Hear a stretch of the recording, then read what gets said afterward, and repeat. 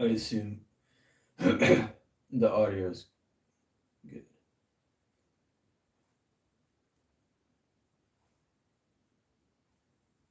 It is good. All right. The planning for today is to let me just mute myself. Planning for today is to do exactly what's in the description. I'll put it also as a pinned message.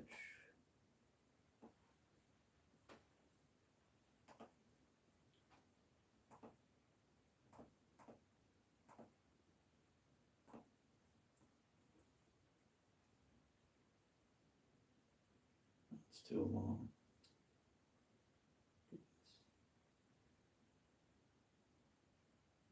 I'll just say the planning is in the description, I guess. Cool.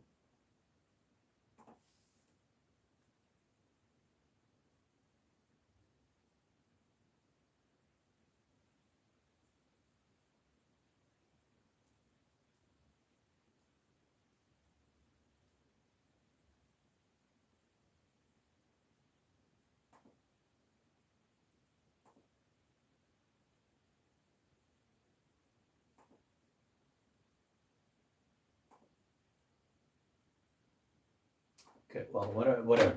First stream, I don't mind if it's a little unorganized. I'll probably also make public. I don't know why my throat is so tight, but make public my the planning that I've made for myself that I'm trying to hold myself accountable to, but it doesn't always happen.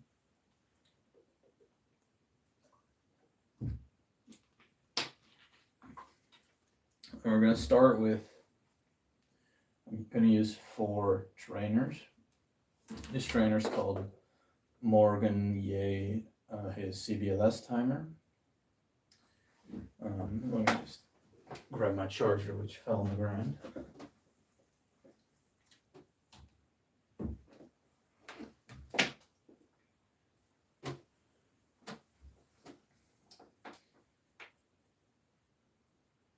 And I'm going to be using that to drill what I call row 1.1. I've developed kind of a methodical way to subdivide all the ZBLS cases. And all the row 1.1 would be exactly what it says in the description. So I don't know why because I'm leaving the page all the time. Just put it as a small thing here, so I can keep paying attention.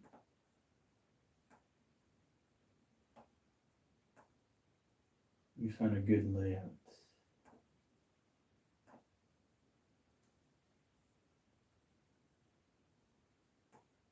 Move this further to the side, so like this.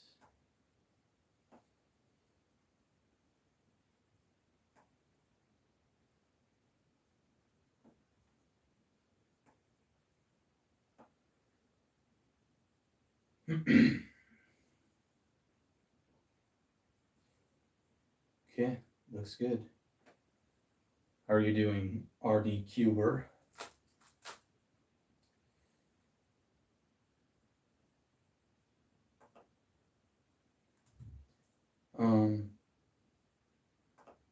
Yeah, I think everything is set up.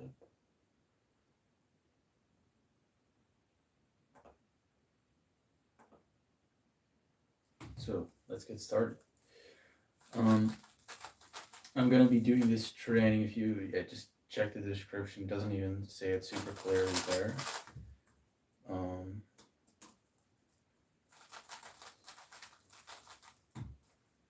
Let me just check the time, or I guess I can set a timer. Typically I set a timer on my phone, but I'm using it to stream, so I can't really do that.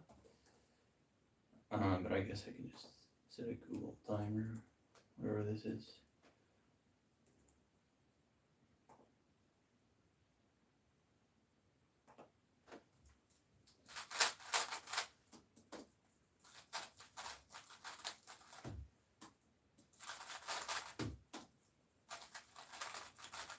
This is a smart cube, but I feel like I think the charger is not functional.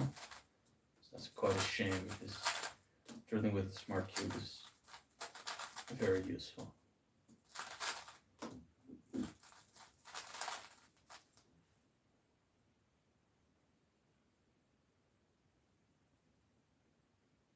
You're from India, alright. I've been learning about Indian cubing from Kuno, that's right. He's been telling me about Dhruva and Viraj, and I keep forgetting all the names, or at least I keep remembering the names, but I don't really remember the times and the events and the faces that correspond with them. I know Dhruv is really good at big cubes, I believe.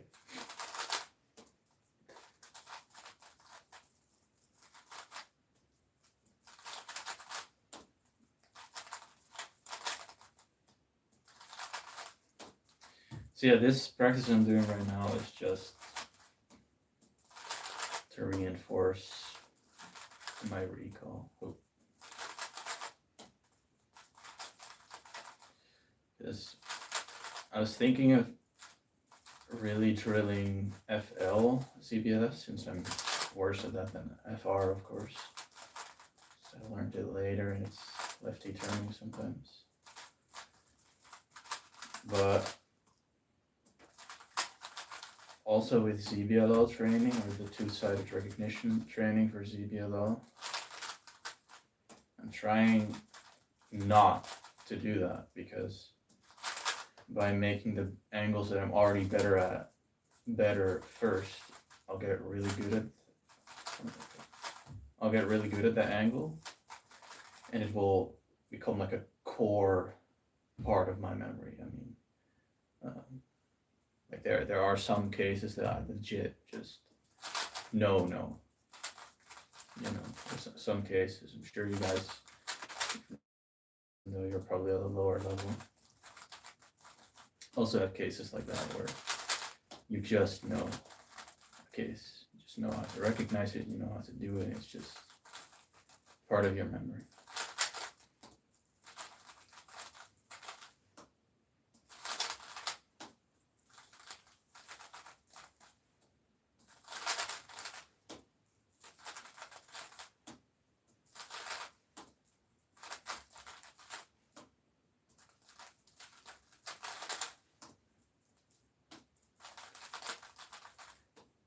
Yeah, if you look at the planner in the description, you'll notice it says for the first segment, like deselect trainer, I believe. What I mean by that is, as time goes on, I will deselect a lot of cases, of the cases I've selected right now. And the reason for that is just to narrow out the easy cases and get rid of those and keep the ones that are more difficult.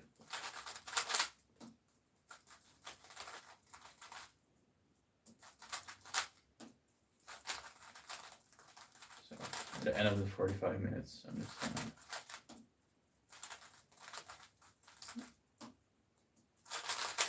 have a few cases left.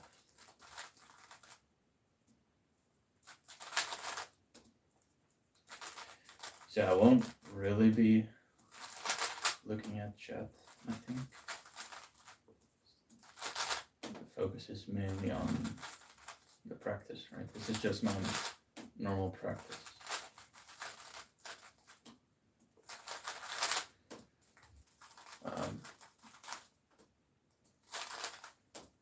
I don't always do this practice. It's a very drill heavy day.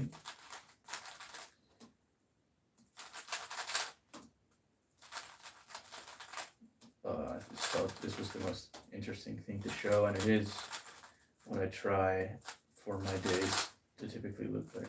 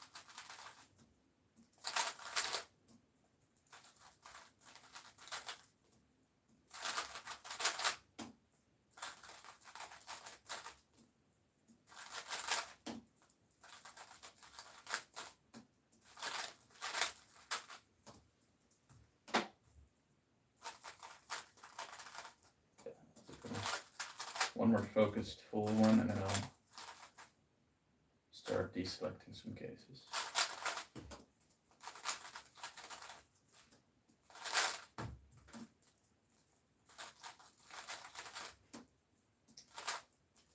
If I can scramble correctly at least.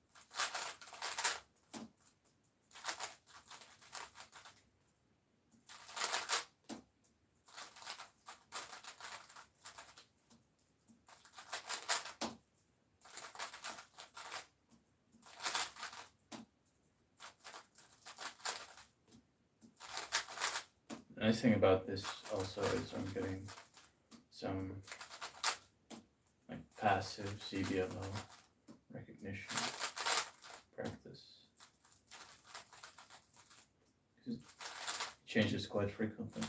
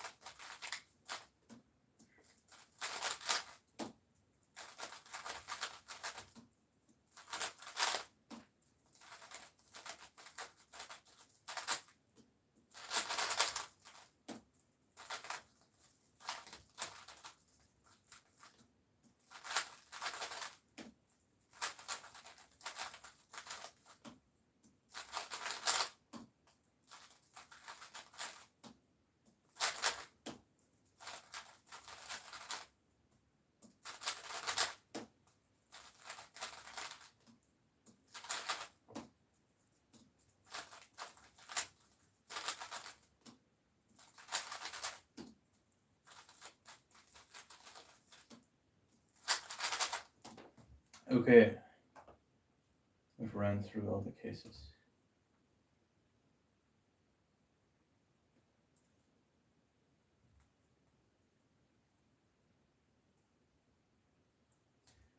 Cross plus one. I mean, at the end of the stream, I'll be doing my full F2L practice, which is pretty much the same in terms of how difficult it is for you compared to me. What I do is I just open CS timer session. I just start to do it. And I'll do it as if I'm doing a blind solve, pretty much.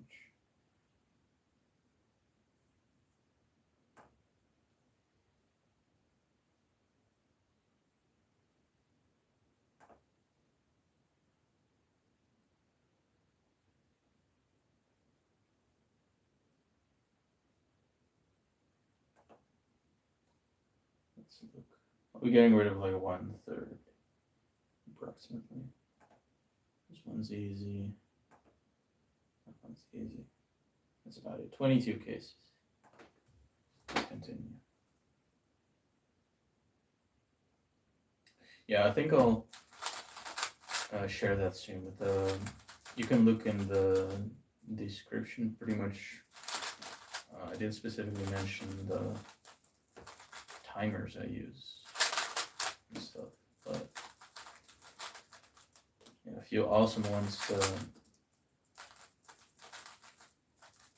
check out. Oh my goodness.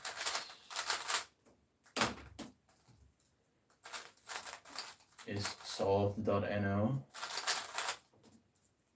It's a really good one for lots of different things, has some pretty useful and useless, I think, games to get better at cubing.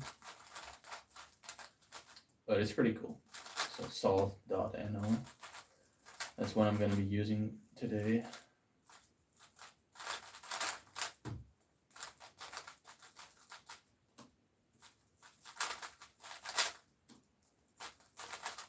And then best site ever I still use.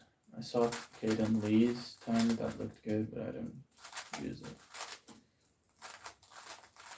I might switch, but I'm currently just so used to what I'm used to that I'm just gonna stick to it.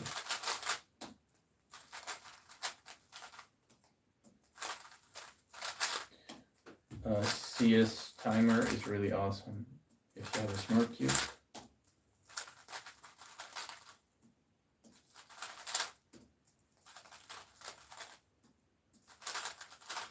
And then specifically for two-sided ZBLL recognition, I've been starting to use solved.no, but at first I started out using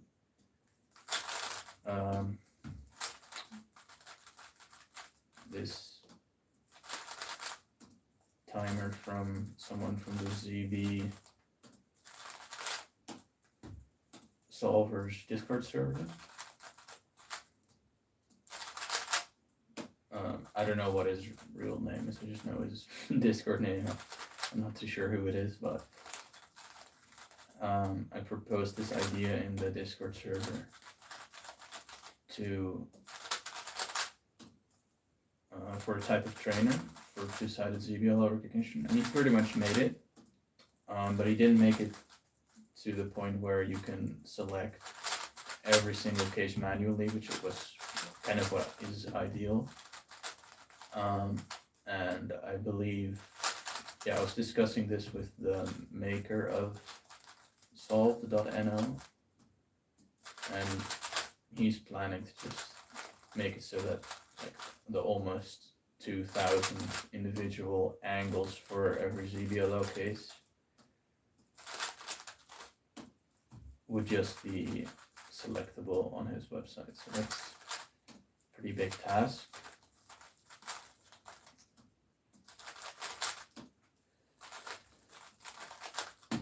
But that, once that gets finished, that would be a very useful resource for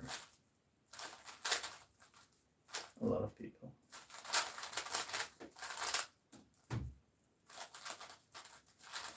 Well, not a lot of people, because nobody's learning two-sided ZBLL recognition, but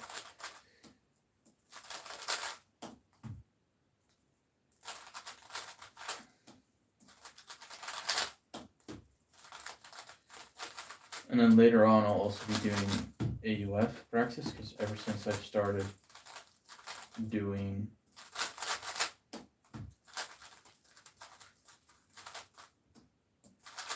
two-sided ZBLL recognition, my post AUF has become quite bad, because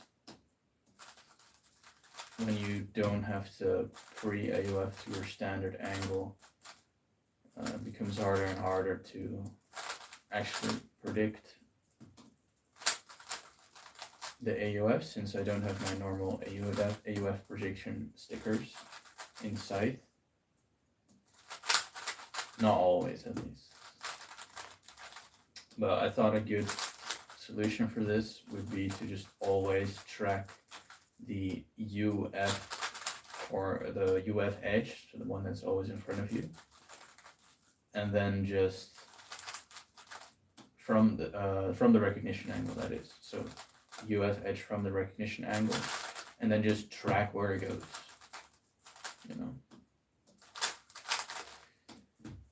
So I made, I didn't make all the presets yet, but pretty close.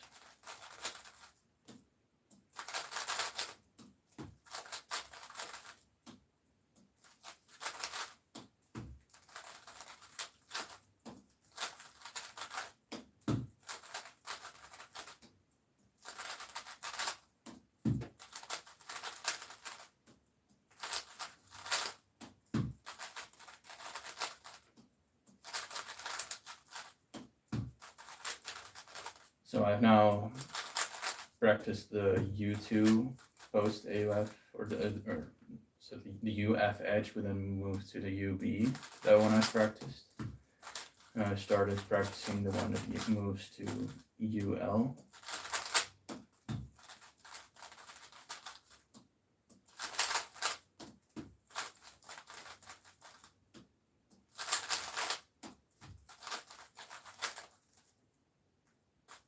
What's up, Kuno? We were just talking about you. What on earth could they be talking about? No, someone said he's from India and he knows you, so.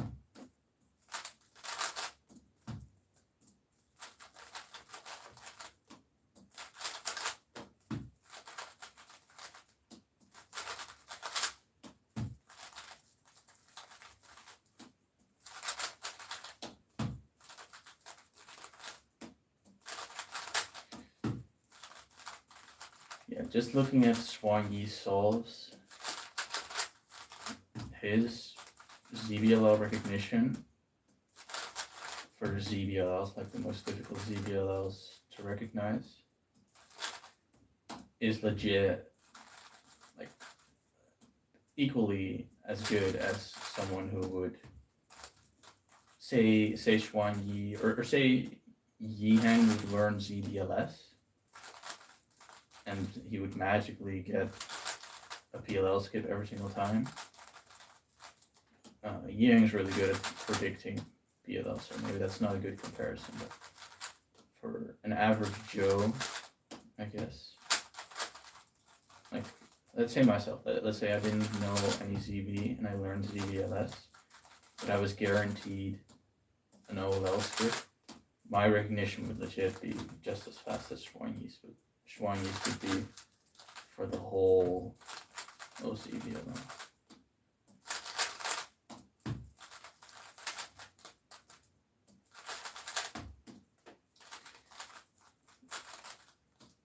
And I do see in the far future how I could be the same. I really do see it. I mean, I've been putting in some pretty rigorous practice. And I still have a lot of weak links, but I'm starting to, for example, this ZBLL. Like, I obviously know the two angles with the corner in front. So the way I kind of see this, I just look at the 1x2x2 that's in front of me. I just look at the pattern and the orientation of the corners. There's 36 possible ways the corner can be twisted, and then the kind of EPLL pattern you would have here. So this would be like a U-perm. And then on this side, you'd recognize this one and this one I call magic. I don't know, I've just given them nicknames. Since I know it's also because of this blocks, it's like a double block, so it's really, really easy for my subconscious at least to remember this case. Yeah, this is one of those cases that I just know. Like, I'm gonna be remembering this for a long time.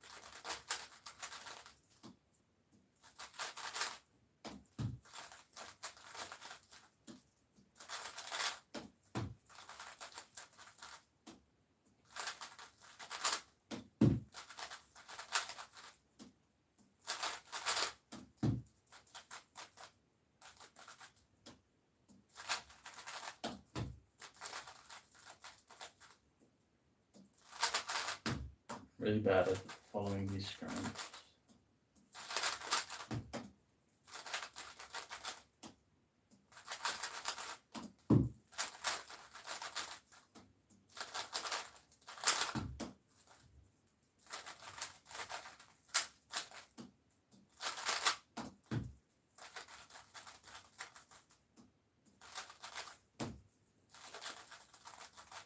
I'm gonna be chilling at this preset for a while, I think.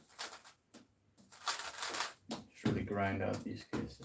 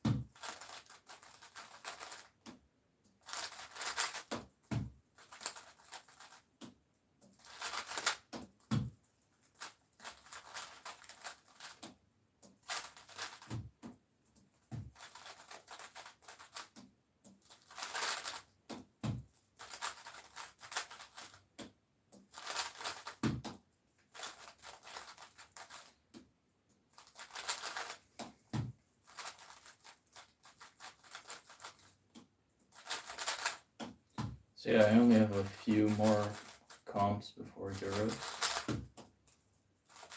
I really don't have that many. I have probably one more in Romania.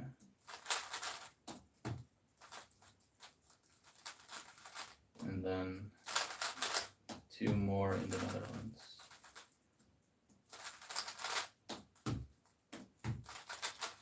I also don't get why the warm-up competition is head-to-head finals, since that's not, it's not really warming up then, is it? It's a different format.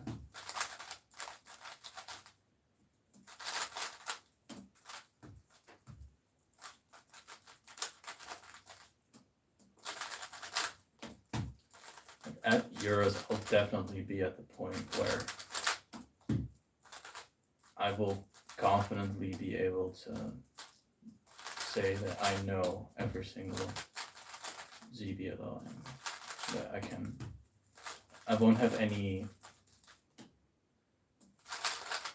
ooh, that's gonna be a bold claim, someone's gonna clip that, but I'm not gonna have any Luke Greiser moments.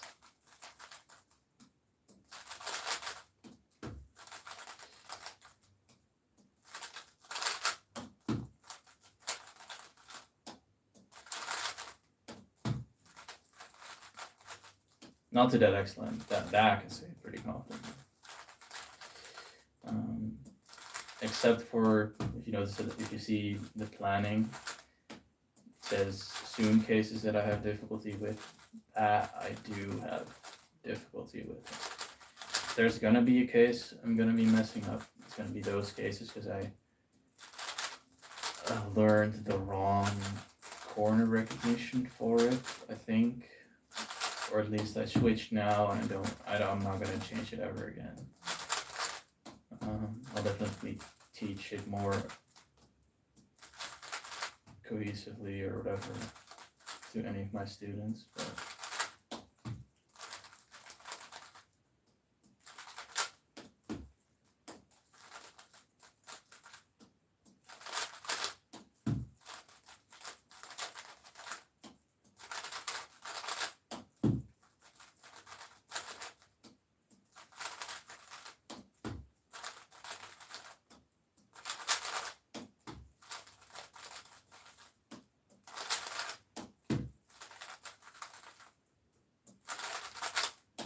gonna like this preset.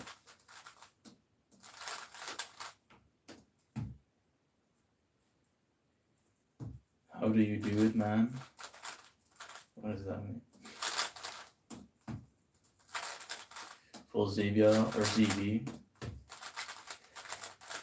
I mean, I've been using TUL since like 2019, so those cases aren't difficult.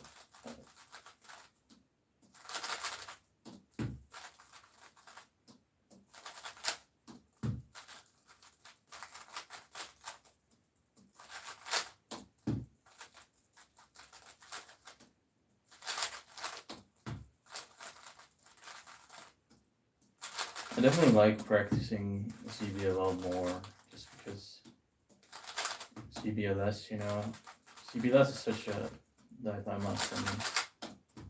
It's pretty difficult. I tried when I was first selecting algorithms for both myself, but also I was mainly I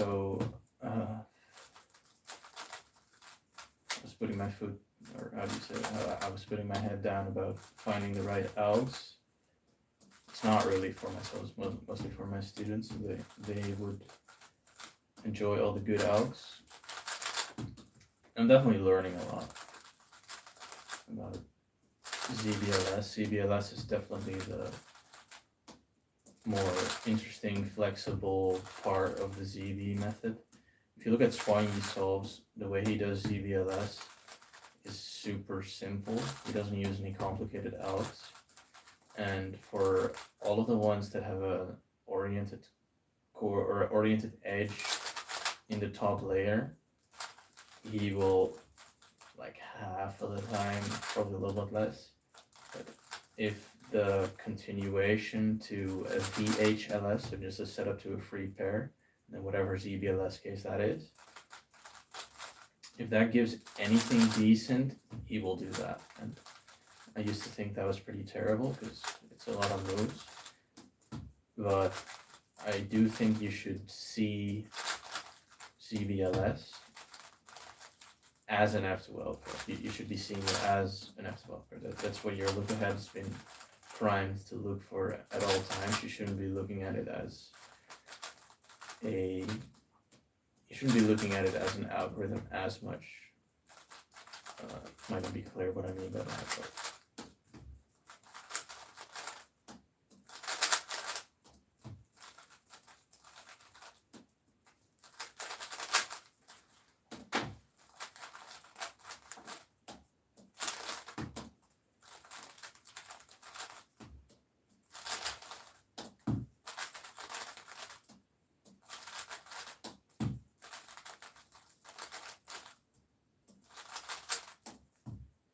this is Morgan Ye 06.github.io.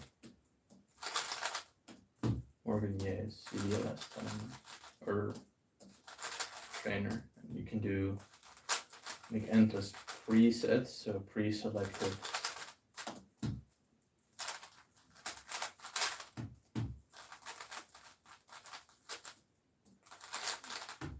ZBLS cases across all sets. You can select individual cases, which is really nice.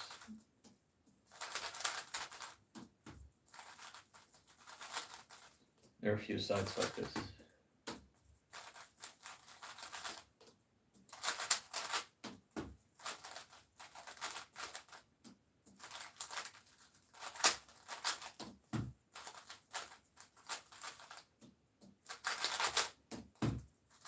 Okay, it might be time to shrink my preset down a little bit more.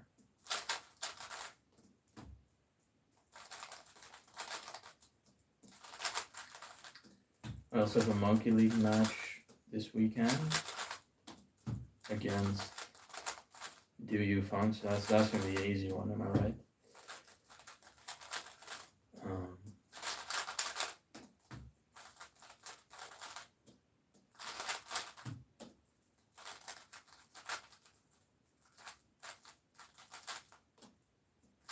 What's up?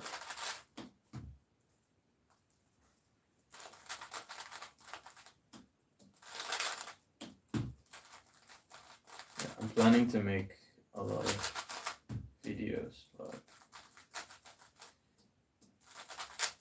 to be honest, I've been in a very unenergized state for the last, I don't know, half a year, maybe a little longer. But since a few days, like not anymore at all. I don't know what changed, but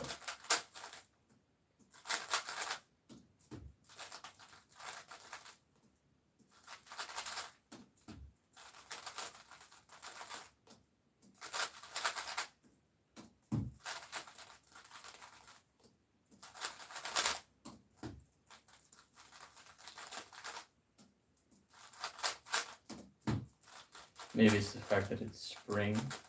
Maybe I have a little bit of a winter dip.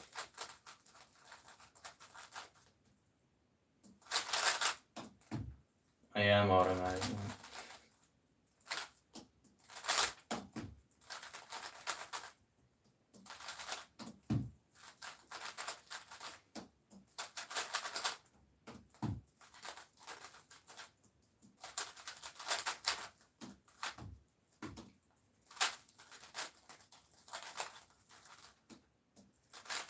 So yeah, what I'm considering to do is for the ones that I was just talking about, so with the edge, with the strong cases, the ones with the oriented edge in the U layer, or even if they're in the slot, just an oriented edge, really,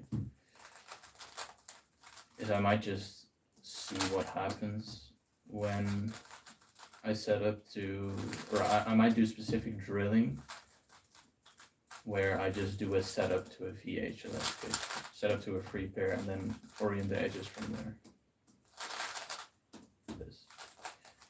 Sometimes it's really hard to spot. It's not hard. Sometimes it's not hard to spot which F2L case you're gonna get, but it is hard to spot which ZBLS case you're gonna get. So it is hard to spot sometimes where the oriented edges actually end up. All right, let's deselect a little more cases. So this one's quite easy. This one's quite easy. This one quite easy. This one, I guess. This one. This one. I won't do that one. Probably this one. Okay, 15 cases selected. Thank you. My ZB is clean. I didn't really watch my matches too much because I'm not fully satisfied. But you know, I'm not doing terrible. You know.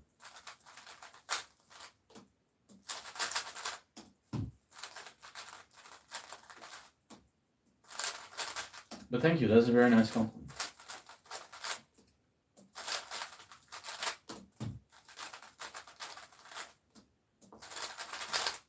And as you can see, I'm quite dedicated on it. So, I'm doing a lot of CB practice. Like, I don't know if you understand, like this winter, what am I doing? I've replaced all my bad AUFs, and I've been looking for the best AUFs, which has been taking such a long time. And then I've replaced all the bad AUFs, and I learned front left ZBLS, and I tried to find all the best AUFs for that as well, mostly righty AUFs, but then I do, like I've changed my mind a little bit about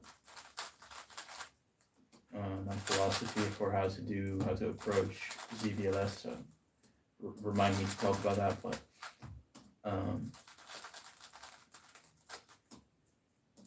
so yeah, I learned that. I learned two-sided ZBLL recognition. What else did I learn? And then because I learned that, I also need to now learn better AUF prediction, post AUF prediction. Anything else?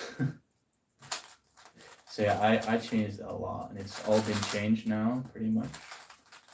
So it's mostly just a lot of drilling.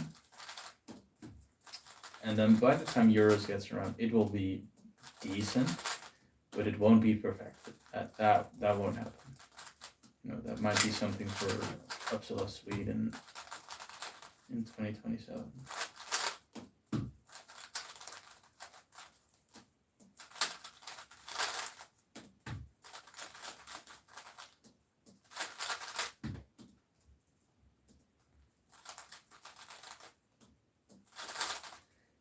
Okay, 8 more minutes left of this drill.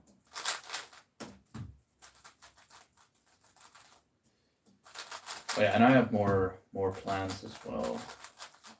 For like my mind is occupied with cubing the whole day almost, and I've been thinking about improving the two-sided ZBLL recognition and how I'm going to be teaching it. And there are a lot of ways, but one theory I have that I think would be really, really good is, I mentioned before this live stream that I've given a name to each one of these patterns you can get when receiving a ZBLL. So the 2x2x1 that's in front of you with the twisted corner. Each of those I've given a name across. So there's 3 sets of 12, one with corner oriented and then 2 with corners misoriented. But if you twist the corner to be oriented, the case you're going to get, those ones I've been giving the same name. So say both of them would be, let's say like a pure case, so just 2 twisted corners for a case like the T case. If the corner is oriented, it looks like a solved block, you know.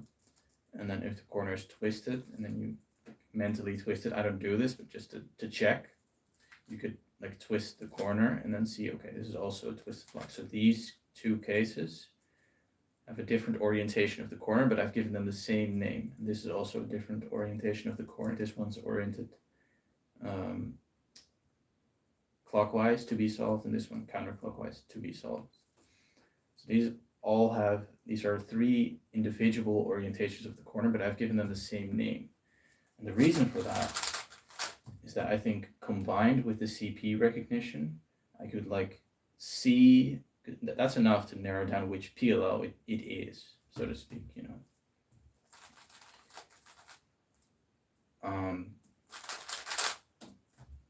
If you were to twist the corners. So my idea is recognize which of the 12 names, because there's 12 names across 3 sets, which of the 12 names is right in front of me. So this one I've called ice, just random names. I've just given them like fire or those types of names, just themes to make them distinguishable.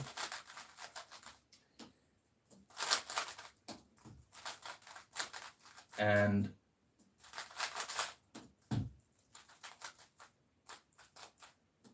then I know which of those cases it is, and then if I recognize the CP and then learn where the headlights would be if I were to twist the corners, so for a ZBLL like this one, if you twist the corners, the headlights are going to be in front.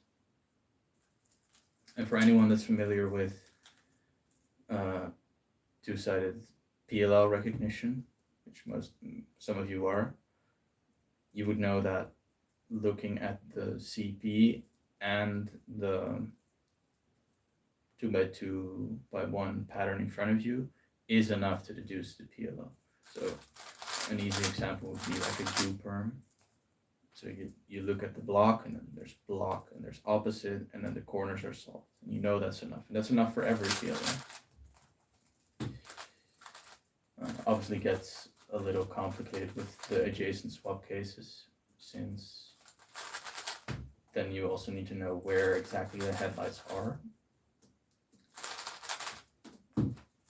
And what actually improves someone's recognition or a recall and recognition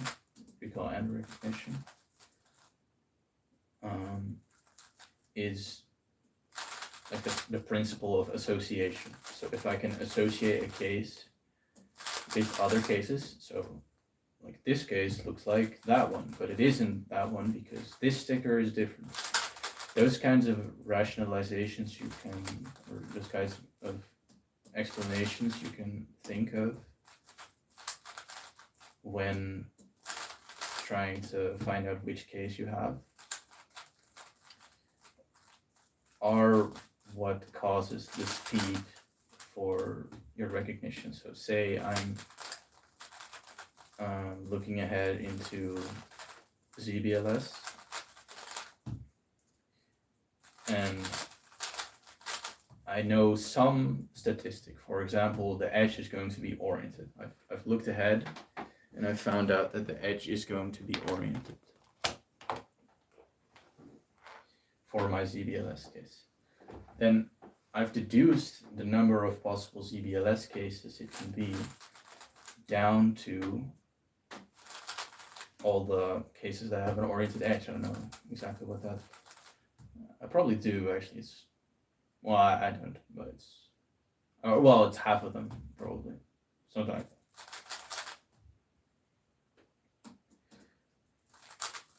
And the more of these facts that you can gather will make it easier and easier to figure out which case you're going to add. So maybe you also know that the corner is going to be oriented.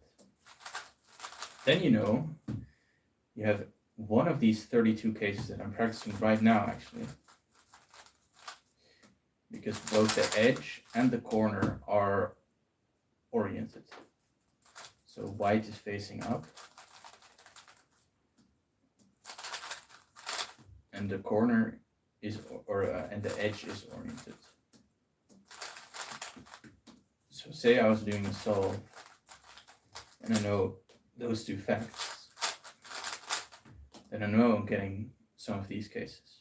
So that's another reason why I'm choosing to drill it in this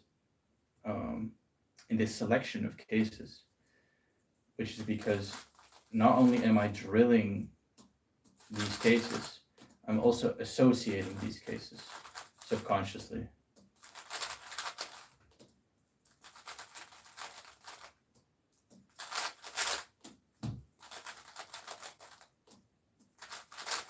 So if you have decent look at and you've been able to establish those two facts about the ZBLS case that's coming, you will then only have to look for where is the corner going to be in relation to the edge and the oriented edges surrounding it. So you're pretty much halfway there. All right, the timer has run out, so that was enough of row 1.1. That's what I call it. What was I doing next? Let's have a look at the description. Yeah, the Sunes I have trouble with, and ZBLL L. I have my own ZB AUFs. I put them in a Google Docs, which is not the best place, but and I don't have pictures for them, but they're very neatly organized, so I don't find it a problem. It only takes like a little bit to find out the order, but I'll make that public very soon. Okay, so I'm yapping. Sunes. So for this, I'm going to the trainer of the one in the from the guy in the ZB solvers Discord server, which is 3 blind trainer for ZB training.netlify.app. So you can probably find it if you Google that.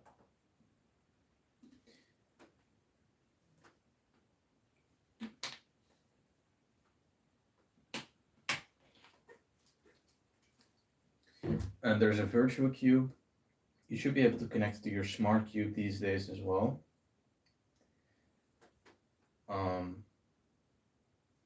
I might just do some, or what I've been doing since I'm so comfortable with my AUFs already, I've been pretending my smart cube is connected.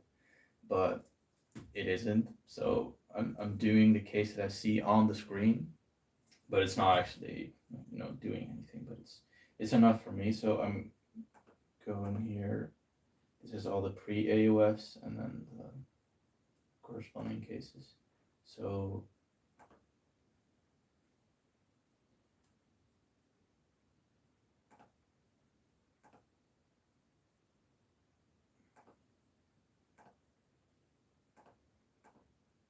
yep, this is the one I want.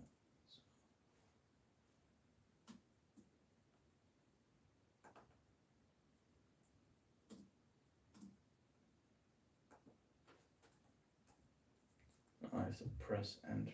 That's gonna be annoying. I'm gonna have to reach so far.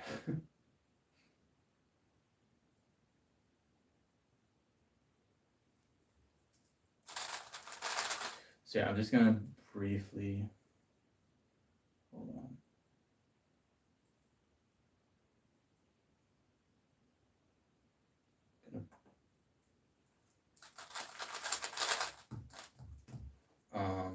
I guess I'll do it from here.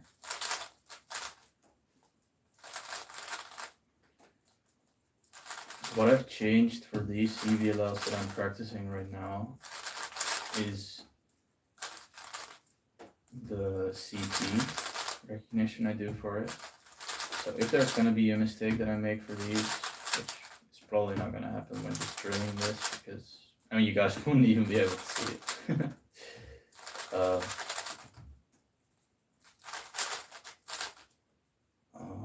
It's going in order. I want it random.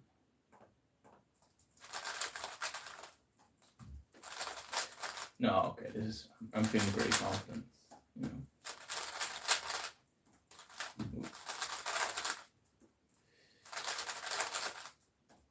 But yeah, that's a really annoying thing that I've changed, because, you know, normally if you do a ZBLL wrong, you'll just get a U perm or something. Or an H perm or something. Which are all good PLLs, but if I do it wrong, I'm going to be getting N berms and stuff. So that's really awful.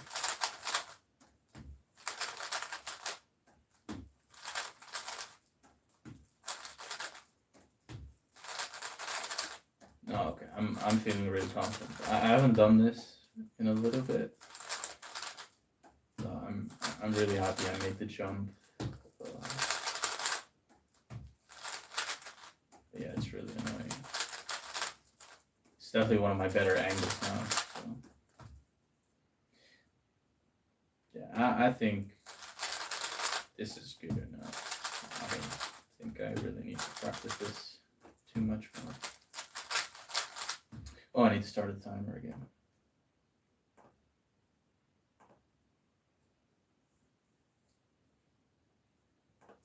Yeah, just training recognition. My recognition is really good, but you'd be surprised how much look ahead actually matters with ZB. So even though it's fast and training it now, in the context of a solve, it's still pretty slow. But yeah, my potential is pretty high because you are right. My recognition is pretty good these days.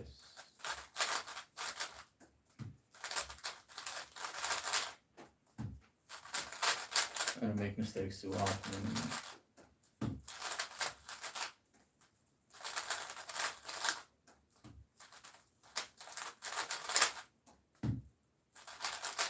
And when I practice and when I drill anything, pretty much, I always do it in very small sets. So never really anything bigger than 12 outs, 12 cases at a time. Because if you're gonna do much more than that, and I do sometimes do it, but it's at most like 10% when I be drilling something. The reason I don't recommend that is because you can just do solves and you'll just be getting random cases anyway. So don't drill big too often, guys. focus on the specific cases you're bad at, and then just do solves. The cases will show up, I promise. Yeah, I think this is pretty good. Alright, so this was the only Sune angle because I've changed the CP for this. The recognition on another angle I sometimes confuse, which is actually the angle with the corner oriented in front, which is really, really just stupid and dumb, but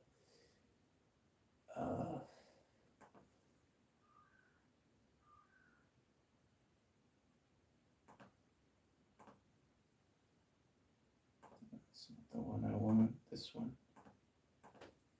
Yeah, so this is the same CP, so it's the mirrored, the diagonally mirrored cases, so now it's anti-Sune. Or it's not, but it's mirrored.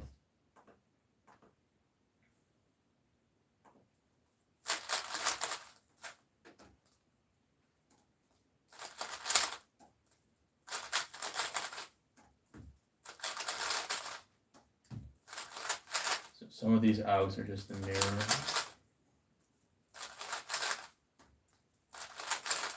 Some of these aren't.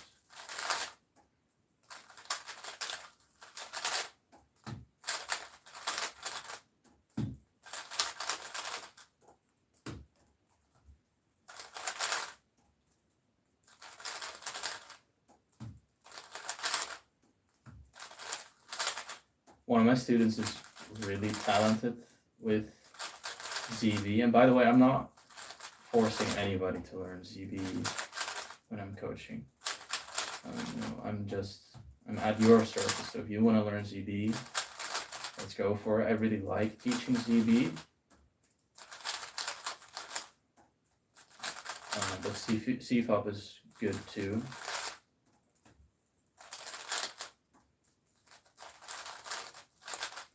And one of my students is really young, and he has, his ZB recognition is good.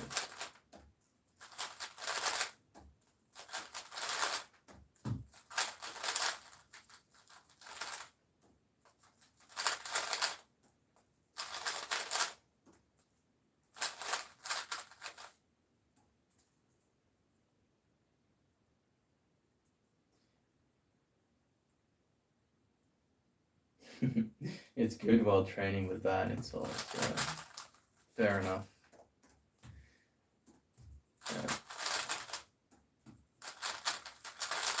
Yeah, it's kind of counterintuitive. I'm pretty much practicing the things I'm already good at for a large portion of the drilling I do, the ZB drilling I do, because the worst part for me is definitely ZBLS. My reasoning behind it is pretty sound, I think.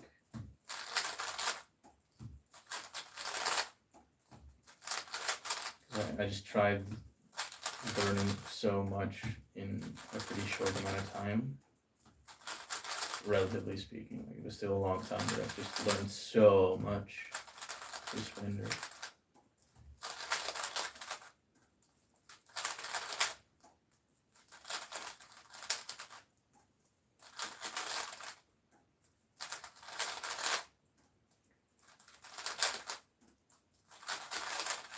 I really felt like if I was going to focus on the things I'm bad at, I would just stay bad for such a long time now. I really, I really was looking for a moment where I could actually feel fast again because everything was so slow.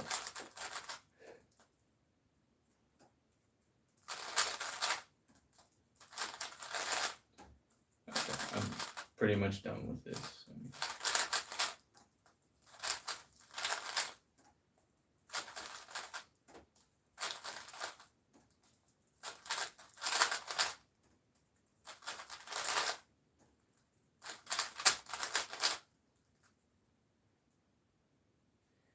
In ZBL also, I used to do them after I finished Yeah, exactly. Yeah, I mean, while learning, you definitely want to recap it a few days.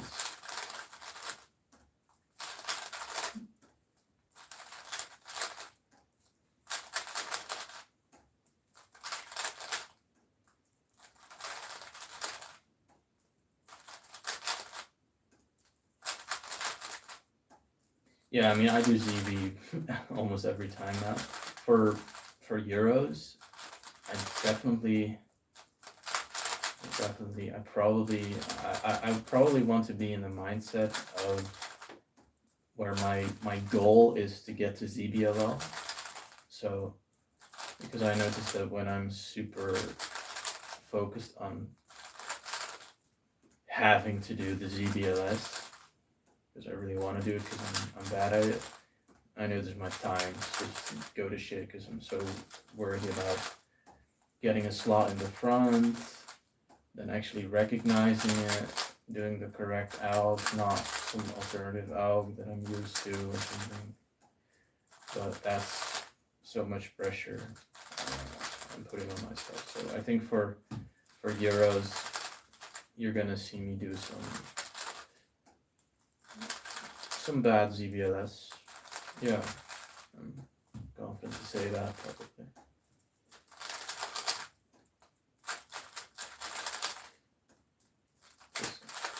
I'm like jealous of my students that they, you know, get all these. They just get to choose one alg, and they just know that it's a good alg. I mean, you don't need to be a student to just get someone's alg sheet, and then if you use Timon's alg sheet or whatever PDF, you know it's pretty good too.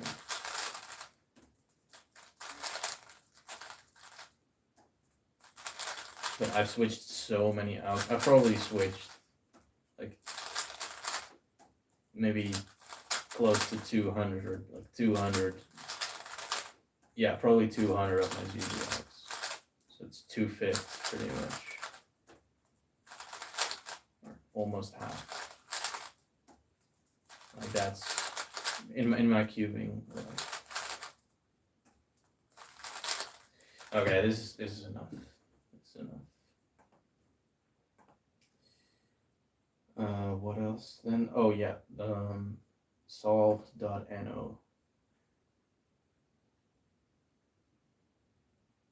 So there's this, the way it's the two-sided recognition trainer, and then you have to select any ZBLL or whatever you want to practice. You could practice BLL or whatever, I think, as well.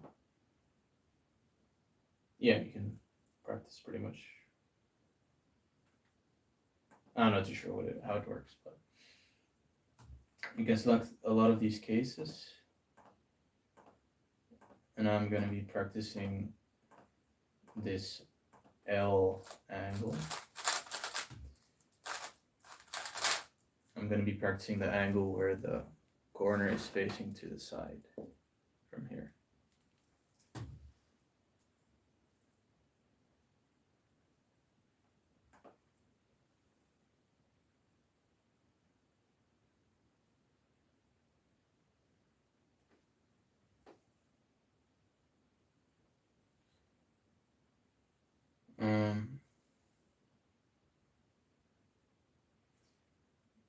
I think I'm just gonna be fully recapping this because I'm already very comfortable. This might be my best angle, to be honest, of the non-oriented corners. One of my better angles. So for this, I'm gonna be doing the exact same. I'm gonna pretend like I have a square cube, but I really don't. So yeah, this one is a little bit easier because I can actually put it like this.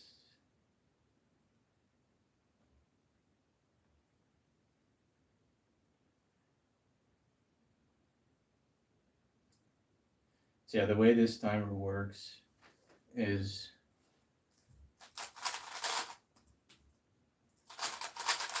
you look at the middle cube.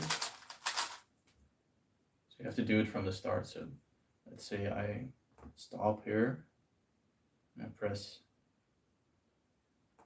start, you have to start with a solved cube. So right now I'm started with a solved cube. And then you do the alg, and if the third picture is what you see on your cube when you're finished, then you did it correctly. So, got the same ZB, I got the wrong corner, but I used Morgan Ye, his ZBLS string. So if you Google Morgan Ye ZBLS, then you got it.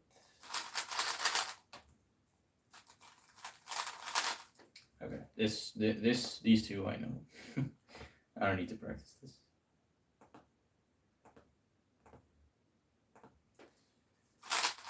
Now I've practiced, but I don't pay attention to that because I'm confident enough in my algs and just reinforcing what I already know.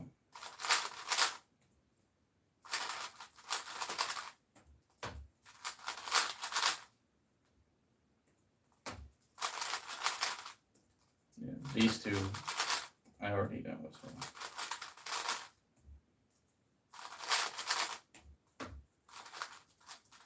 Ooh. Yeah. Okay, next.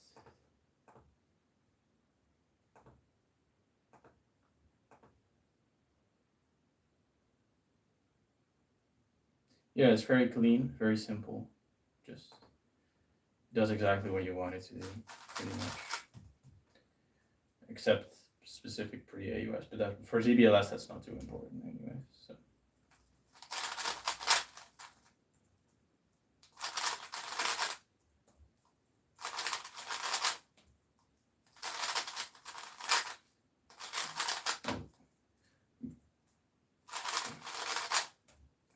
Studio is annoying from this angle. Do UR2. Like I've had this twice from this angle in an official solve before. My last solve of the last nationals, the last Dutch nationals, and then also the last solve, or I think it was the last solve of Bucharest Smart Cuban Summer or whatever.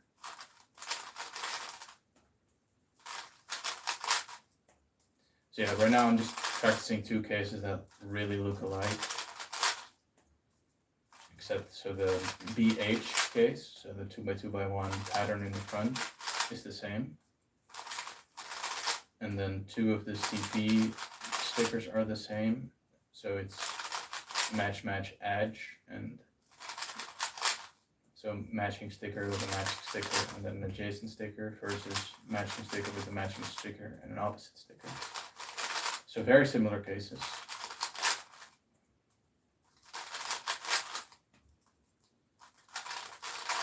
Yeah, I've practiced it enough.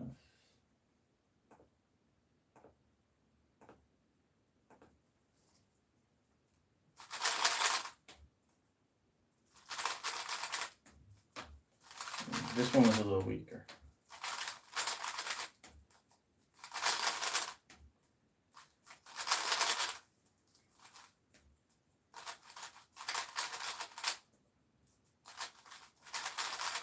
Yeah, see.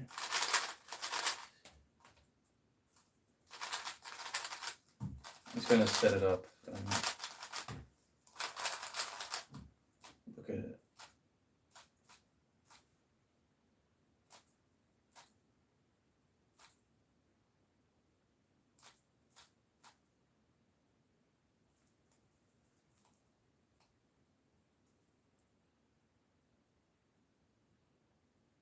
Yeah, this is another reason why I want to know, why I want to be able to recognize like, which PLO it is. Because it's another way to confirm for cases where for some reason I'm just not trusting myself. So for this case, I just don't have confidence, but if I stare at it long enough, I will 100% know which case it is, but I just don't have that instant recognition, you know.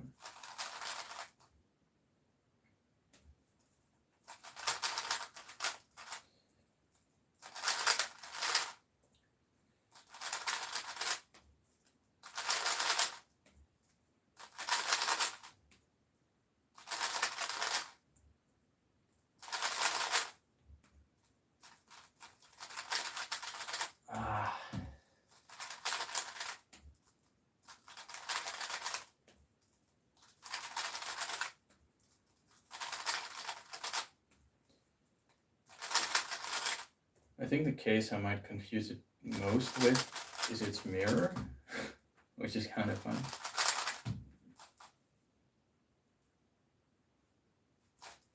Yeah.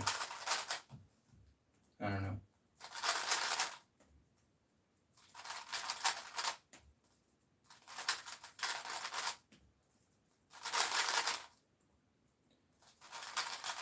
I guess it's just the case I have trouble with.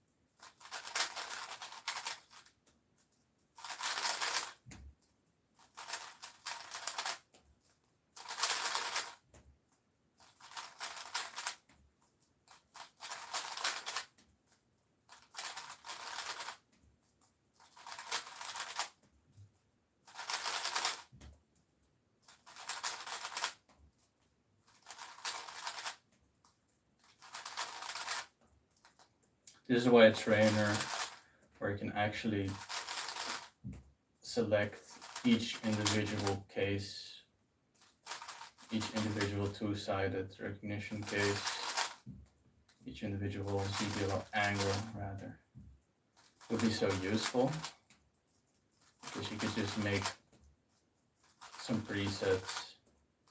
I don't like making one giant preset, but you can just make some presets where you can just put in all the angles you have trouble with and then just grind those till you die. Because right now I have to specifically look for them, but I can't put this angle in a preset, I don't think. Maybe that is possible on this trainer actually. There's a preset option. Okay, well. Can sit here all day. Might come back to it later. Yeah, okay. These two are pretty easy. Wait.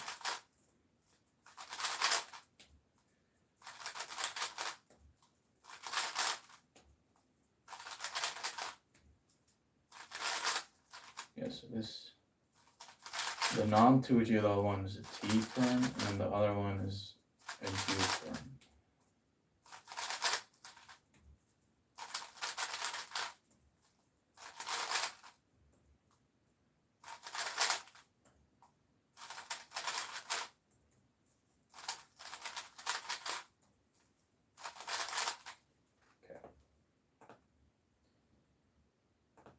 So I've now done,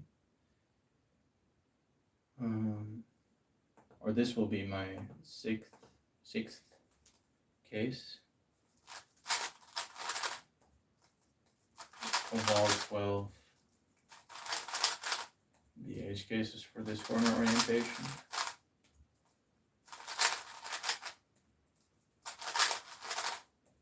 So halfway there, and then do it 2 more times, and then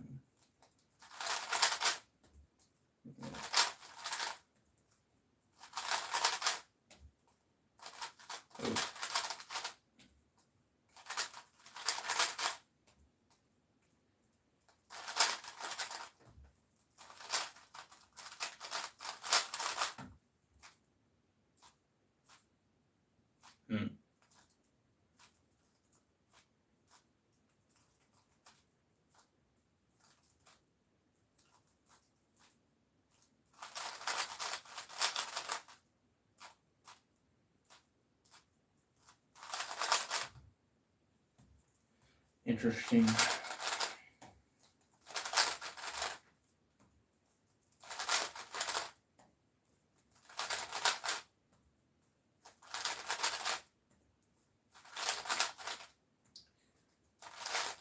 Morgan Ye is a really good cube. remember I first knew of him when qualifying for the second SSL competition.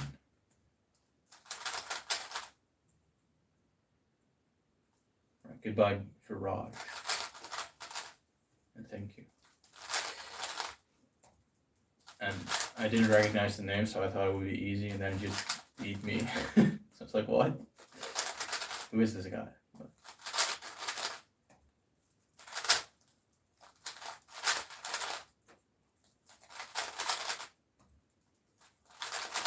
I still qualified though. Got fourth, and he got third. So he actually won prize money. I didn't.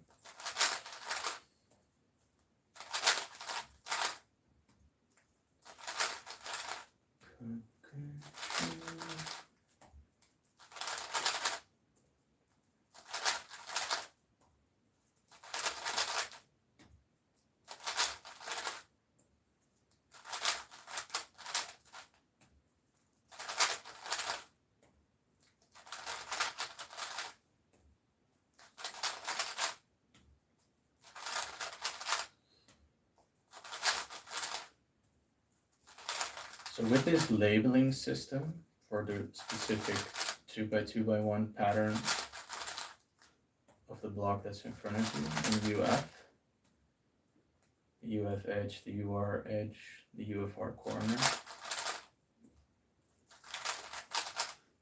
This is also going to teach me a different way to recognize PLL, I believe. Yeah, must be. Which is PLL recognition without CP recognition, but by just recognizing the BH, that's the name for the 2x2x1 pattern, by just recognizing the BH case on all four of the angles.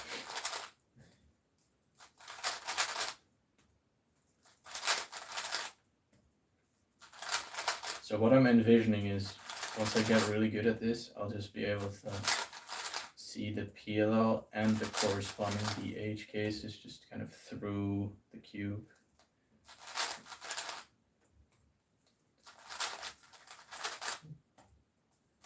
When I get an angle, and then I'll know the corner orientation and the PLL it is.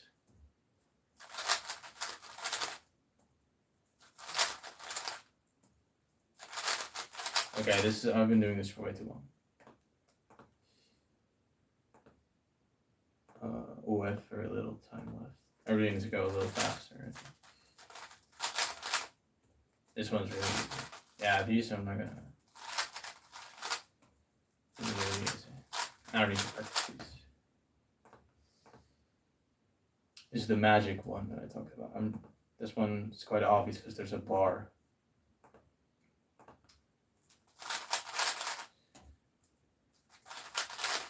This one I'm pretty good at too, and it also has the skip case. So. Yeah. I will confuse that one pretty often still, but clearly the BH case is pretty easy to recognize.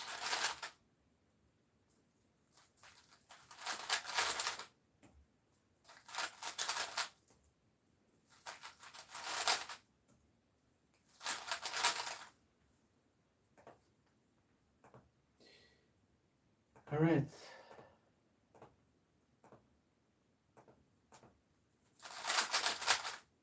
This one is right. This one's a Z perm. Yeah. These are pretty easy. I'm only gonna do a few of these.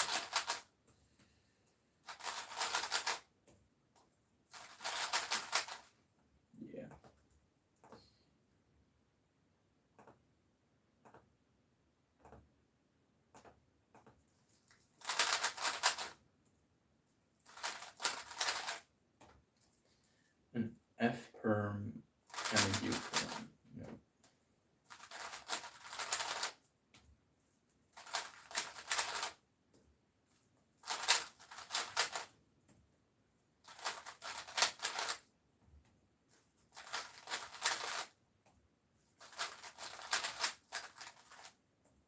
previously talking about the concept of association.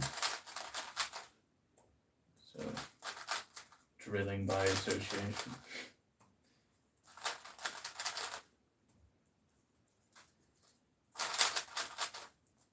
And I think there is going to come a day where I will be just drilling all the ZBLLs that are,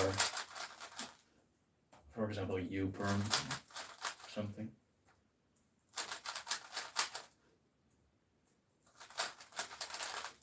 And that would be a different way to do the first subdivision of ZBLL, because the way it's currently organized, people look at OCLL. So they look at, is it a U case, is it a T case, is it a pi case, is it an H case, soon, anti-soon. And then they've narrowed it down to 72 cases, except for H. H has 40 cases. But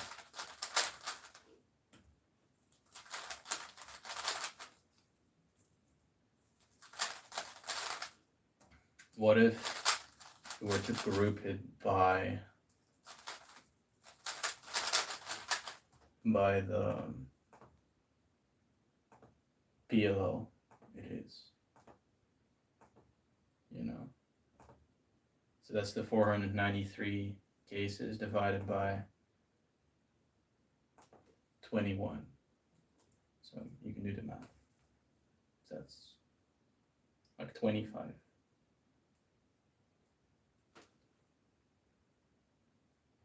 About 25 cases. But it's an approximation because some PLLs are more common than others. Hey, what's up? I cannot pronounce that name, brother.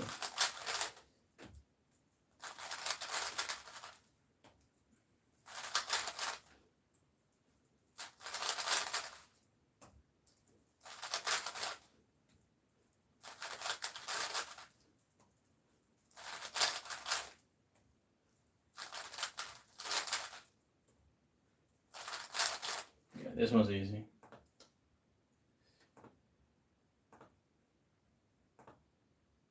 Okay, this is the last one, and then I'm gonna move on to different CP. Yeah, this one's pure. This one I'm not gonna, not even gonna practice. Too easy. It would correspond with PLL skip, so to speak. All right, then I'm going to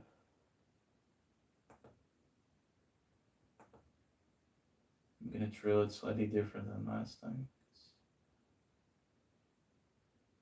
Yeah.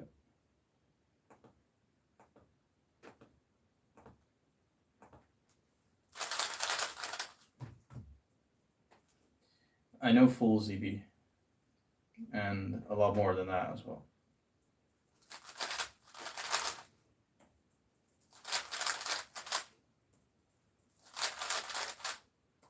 I know loads of alternative alks. Probably in total, I probably know like an average of 1 alternative alk per ZB, so I probably know like 1,000 ZBs, ZBLLs. And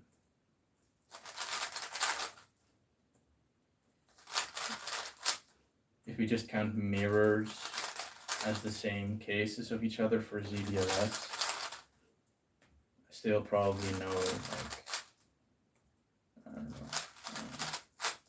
1,000 ZBLS cases as well. So obviously they're not well drilled and I don't really use them all, but I do know of them.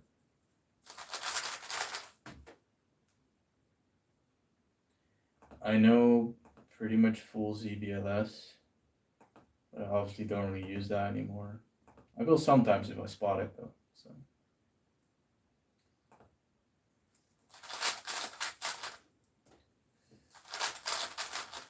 And then for other events, I know some AUX. So I probably know like 3,000 AUX to be honest. They're like 3x3. They're real AUX. They're not commutation. real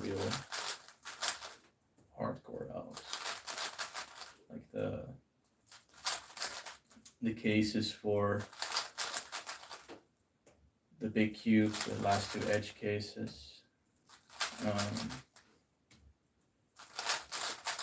Parity cases. I learned some stupid last layer methods for 4x4 that no one uses.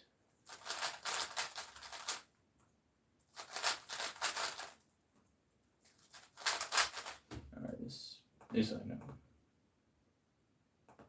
It's getting pretty warm in here. I'm gonna get rid of my sweater and I'm gonna open the window.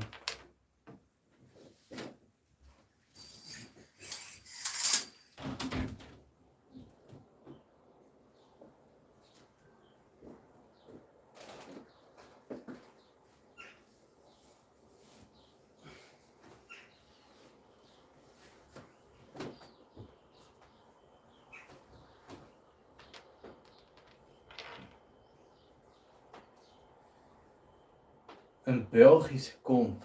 Nou, dat, ik weet niet of het ooit nog gaat gebeuren. Heel misschien.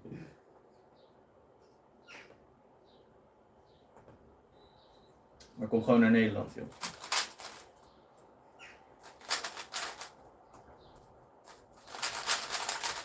This one I don't know. Well, I am sure I did it right.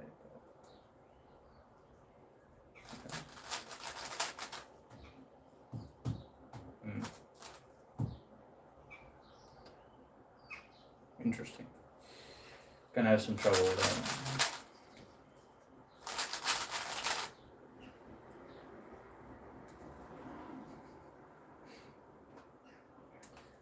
Lars hier, welke Lars is dat?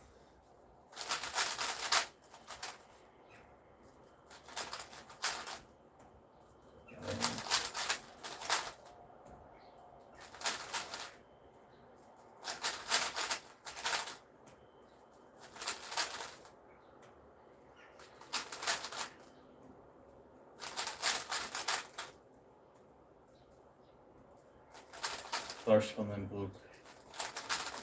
Ik weet het even niet meer, man, sorry.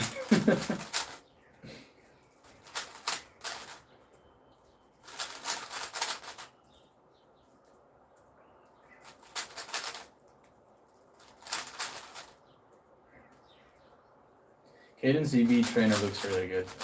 I tried it, but I'm just too used to other trainers to switch. And I have my presets on others as well, so you know, it's just not necessary for me.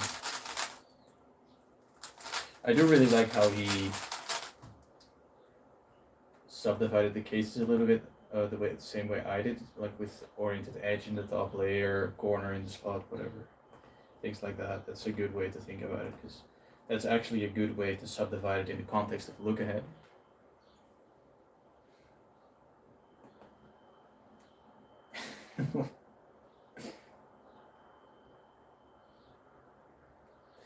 Disrespect, I'm sorry, man.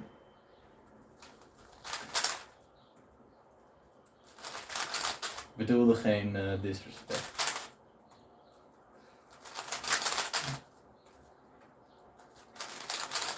This one is slightly weak, so I don't know.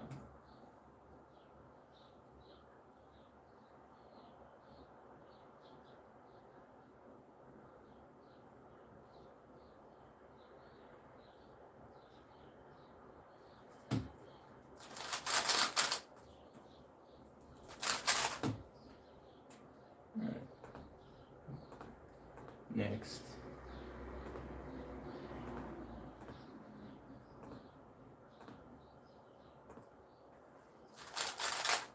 According to my planning, I only have 8 more minutes. So, these are good. I'm only halfway. Shit. Yeah, this one's good. And the other one, I already know that one.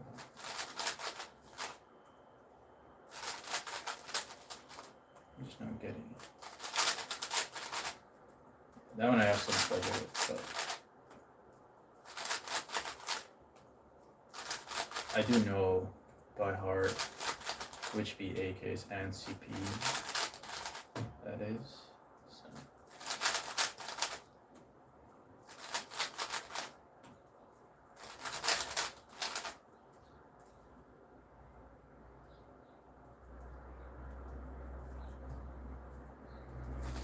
And natuurlijk ga ik naar het EK. Daar zul je me vinden.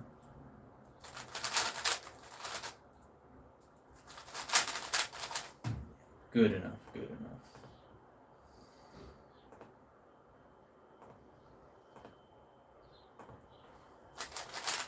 Oh, this one's really easy. Yeah, the one I call magic is just really easy. Because it just has a big bar, and the rest is just random. The rest doesn't really look like it at all. You know, opposite edges. Yeah, makes it really easy.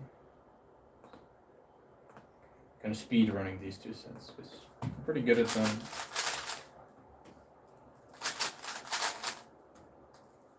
I'm pretty good at them because I used to be pretty bad at them, and then I did practice them. Then.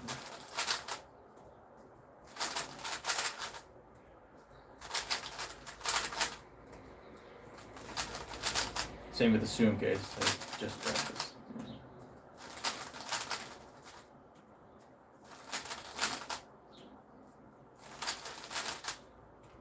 Living in Romania is quite nice, but it's also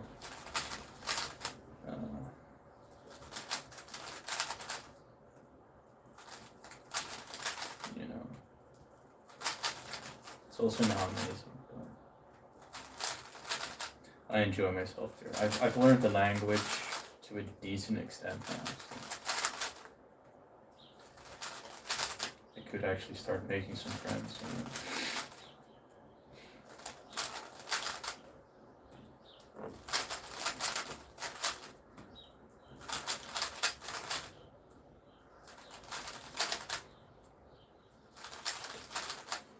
Yeah, Yihang sliding. I mean, I don't have any personal feelings against Yihang. I love Yihang's F2L. Yihang's F2L is so good.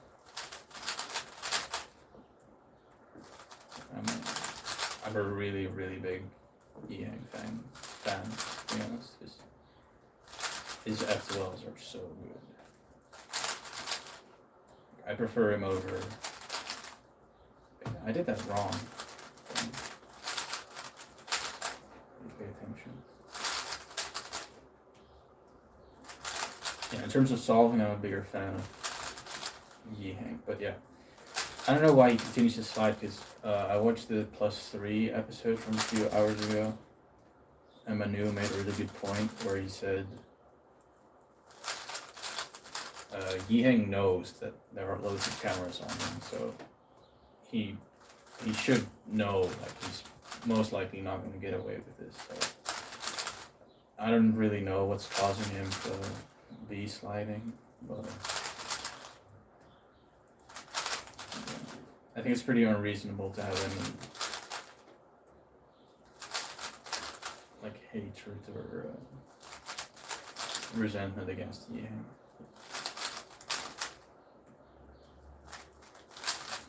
He's just a kid, you know. But yeah, I heard it made the Swanyi cry after the Xi'an cherry blossom competition. So yeah, that made me sad hearing that news. It is really annoying and childish to be sliding and then try to beat Swanyi when he doesn't even need it. Like, Yihang was really good in the Monkey League against Swanyi, and that's 4 bad votes. No chance he was cheating there.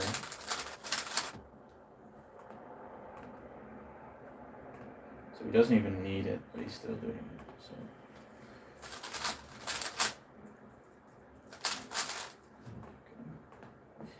These two I'm really good at.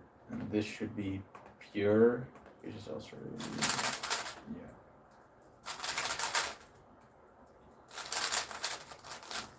Yeah.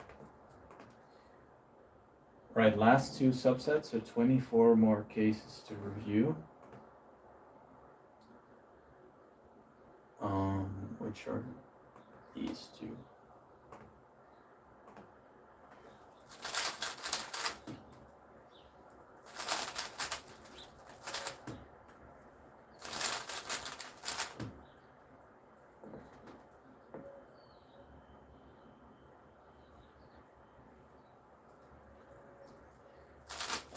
I will shortly be, what am I doing?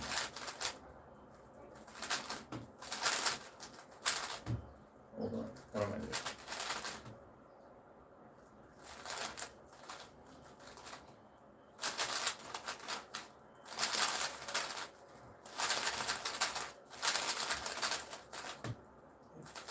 I'll shortly be returning to the Netherlands in 2 months, pretty much.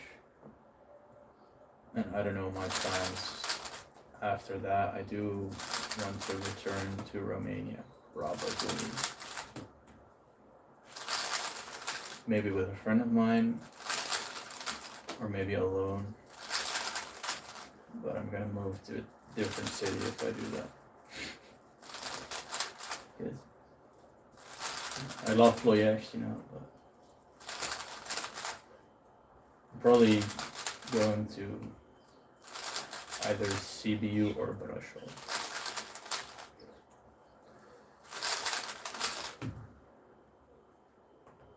Romania is better tax-wise, but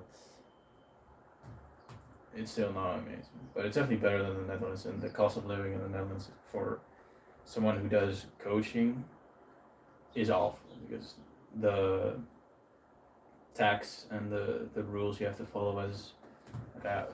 I wouldn't really call myself an entrepreneur, but more it's like self-employed, I believe is the English term.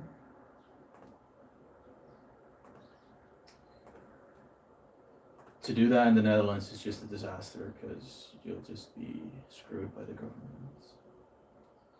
It's better in Romania. Okay, my timer ran out, so I'm just gonna start a new one, and then just make this quick. This last rep. Hopefully do it in like 15 minutes. Then I'll just have a little bit less time on the AUF practice.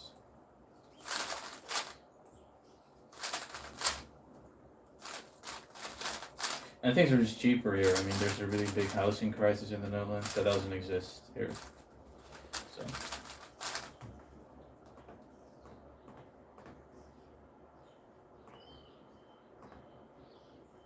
Yeah. And I legit speak the language decently. So. Or yeah, freelance, I guess is the English word.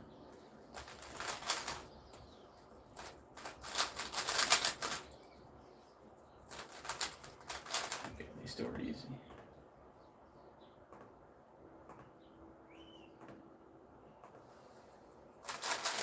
This one's easy too.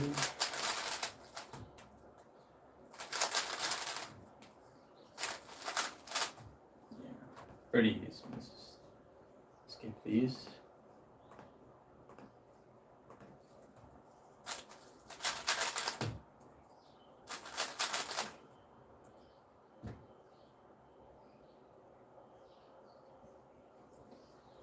I do think the sliding is intentional, because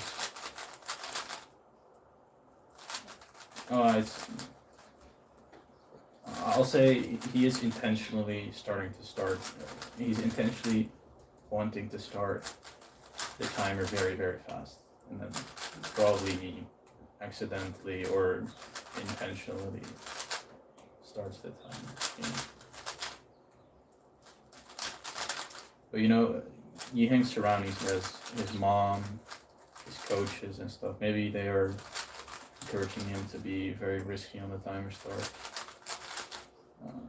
Maybe not even with the intention of getting away with it. Because probably a little bit. It is, you know, getting a little bit annoying.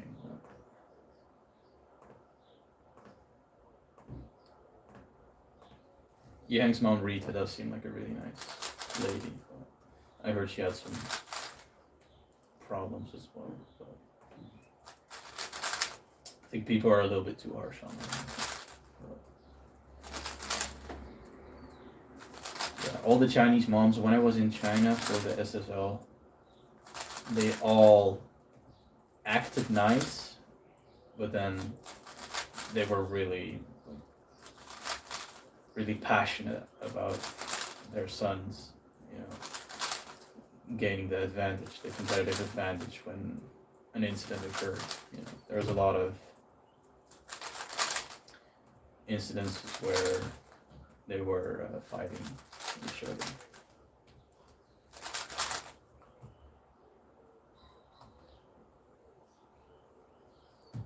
I am not mad entertained. No. I wish, dude.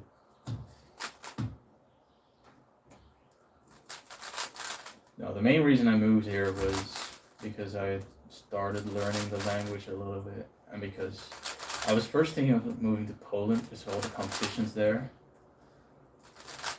and that would still be a pretty good idea, just moving to Poland. But I don't want to learn another language, you know.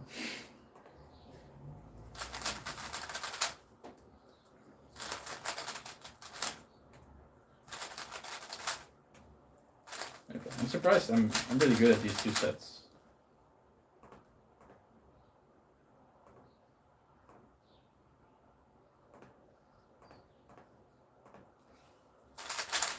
Oh, that was fast. Yeah, I don't need to do these two either.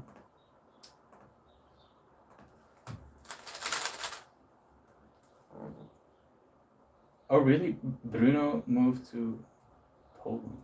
Damn. Good choice, dude. Good choice. Did you go to Gdansk? Because that's where the, you know, the best competitions are, the best scrambles are there.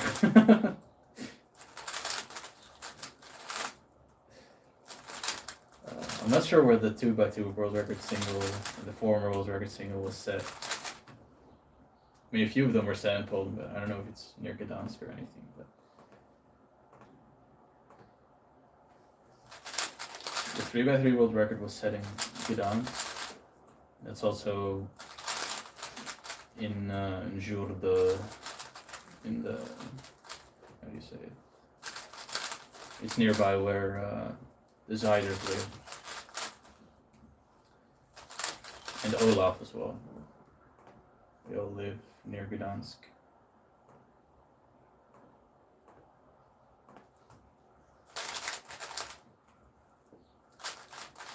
Okay, yeah, I don't need to practice this. I think I'm done.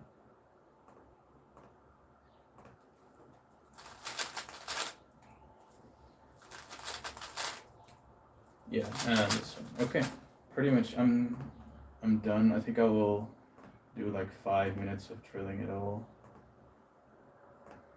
and then I'll move on to the AUF practice.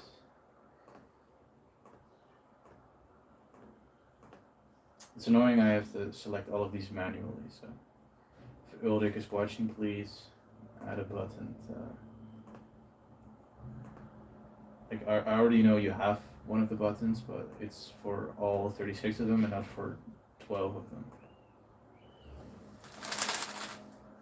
Alright, let's just do this real quick. I'll do this for a few minutes. And then I'm never touching this set again. Not for the foreseeable future. I only had like 3 angles, 4, something like that. That was bad at. And the rest was all just instant. So, really good angle for me.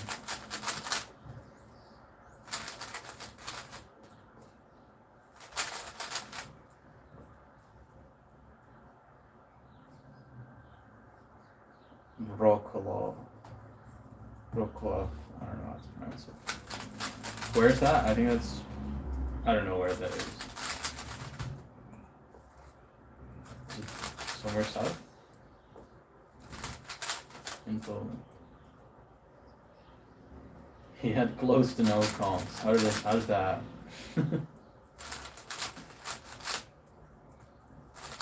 Poland definitely has the greatest competition density in the world, for sure. It's not even close.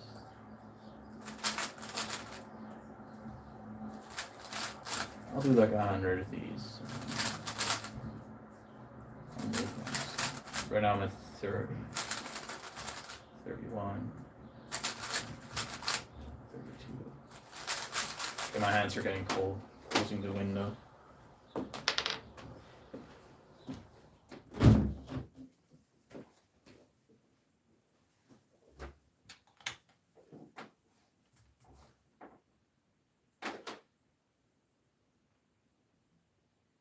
That's like one of the major cities, is it not? Wrocław.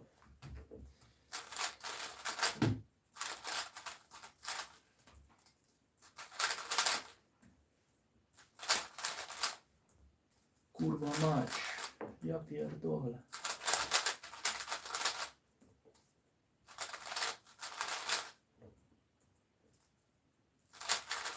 I mean, Bruno has had enough competitions in his lifetime, you know. He could do for a brief while without them. You know. I really like this. If you look at YouTube with your left hand and then flick that, it's like so cool. I'm pretty good at it.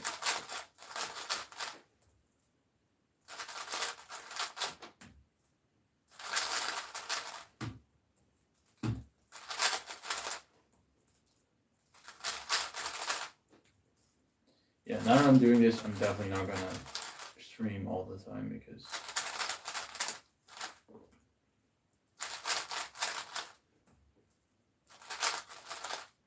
it is a little bit distracting for my practice. Not so much. When I'm doing cases I'm less familiar with, I probably won't stream, but these cases are pretty easy.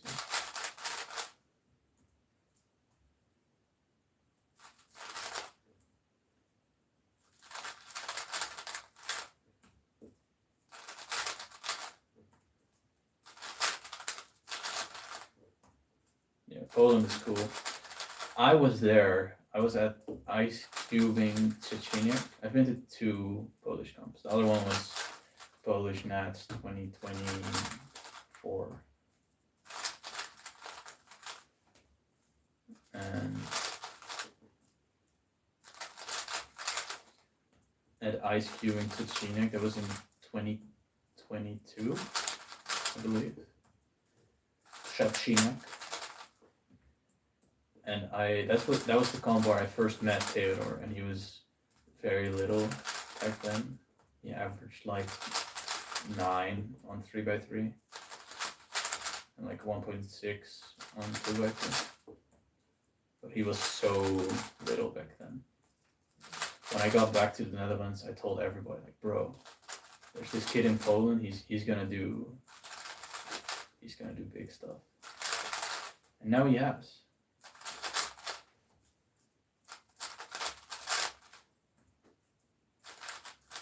So yeah, I bought into the Theodore stock super early.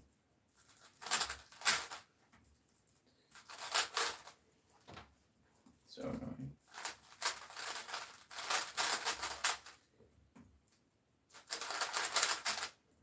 I should really find a charger that works for this stupid smart cube case.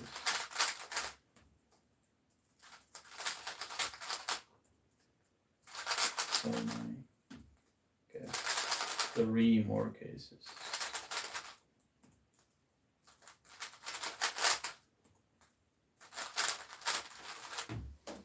Okay. Then a little bit of AUF, and then I'm done. Done with this quilling. Okay, so I made these presets on best side ever. FU edge to the left. I practiced the first 5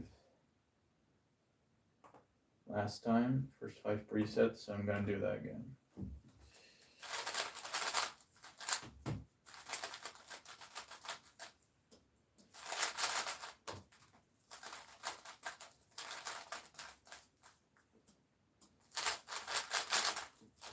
Ooh.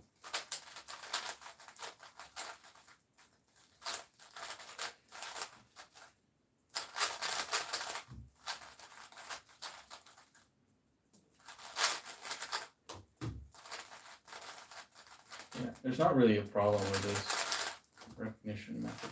It's pretty good. All you need is look ahead towards the front, towards the UF edge, which you're likely using for recognition anyway, so.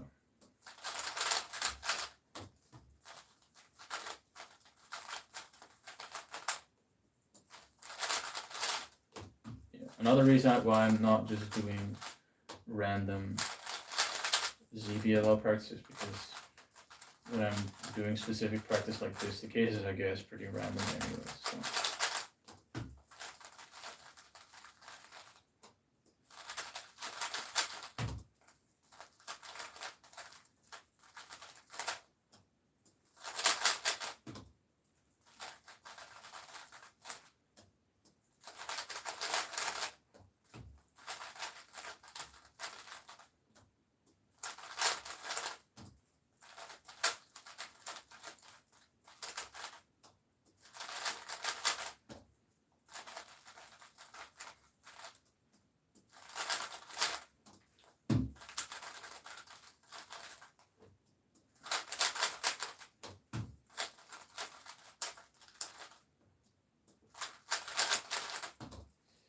Obviously, I already have a really good intuition for, well, really good, decent, mid. I have a mid recognition for, mid intuition for predicting the post AUF.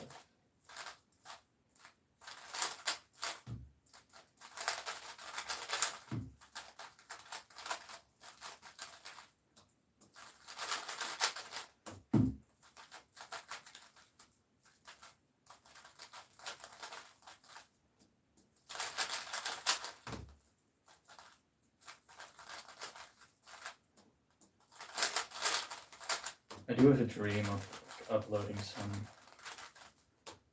really good stats for my CB recognition and execution. Like, it would be really cool to have the second best CB recognition in the world. Yeah, pretty far away from that.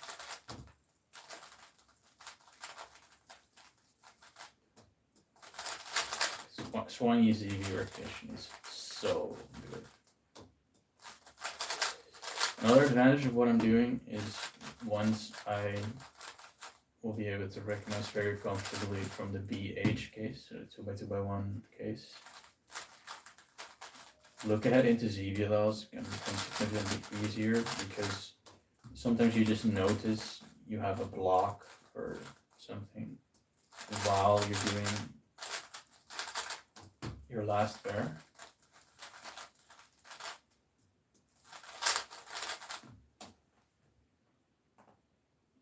And that makes it really easy to predict the BH case. And then maybe you've also predicted the BH case, and then all you need to do is recognize the CP. And which OCLO it is.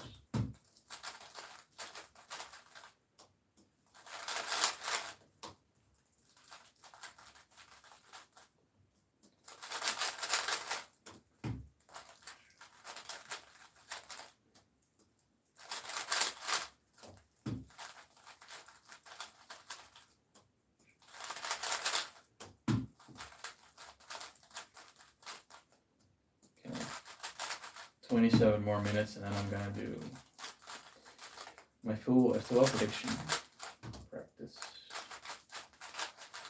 which is a really fun way to practice. I'm hoping I can get my first sub 1 average. That'd be cool. I really should have gotten it at this point already. I could get like a sub 40 average, because sometimes you just get lucky.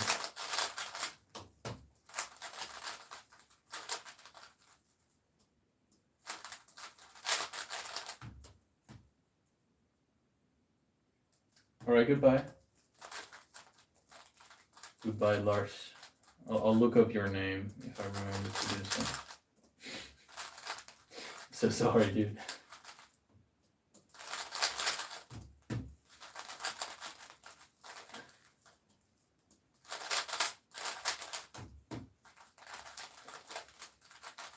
Alright, that's enough for this preset.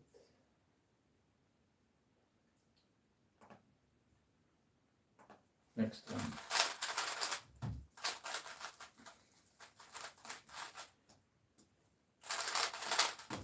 Ooh. That was a little hesitant.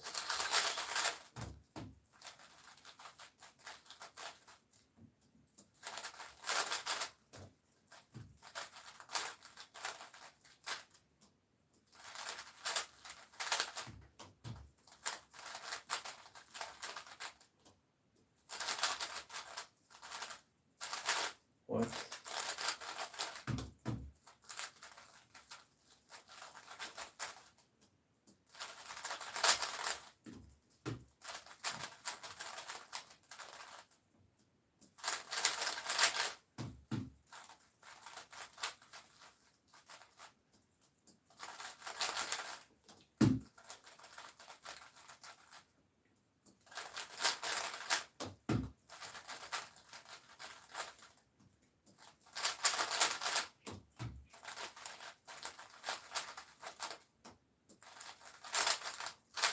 For the record, you don't need to be doing this much drilling for ZB to be worth it. Like say you average 15, well not 15, let's say you average like 13 right now. Maybe 15, to be honest. Like if you're really serious about it, you could just start learning ZB, to be honest.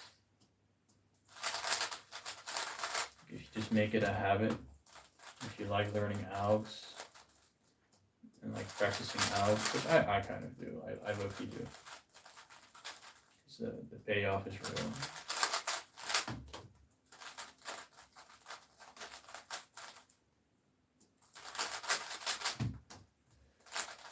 Then you might as well get into the habit of learning and practicing AUFs straight away. And then, relatively speaking, I started maining the ZB method very, very late. Like, I've been cubing for almost 9 years now. And I only started doing full ZB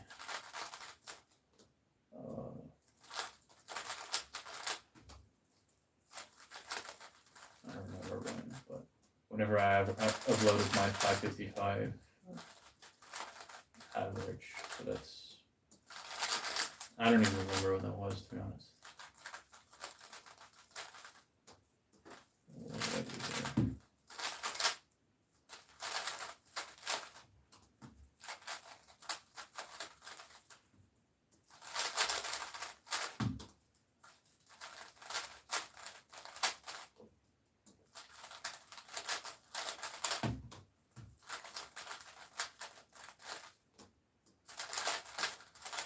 Nice, that was better. Oh, well.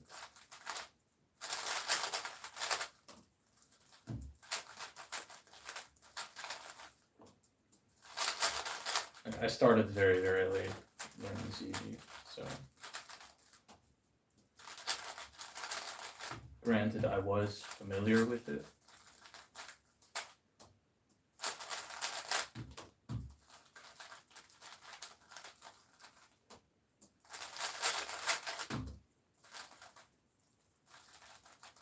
that's why these Chinese kids are so good with it. So they just started with it.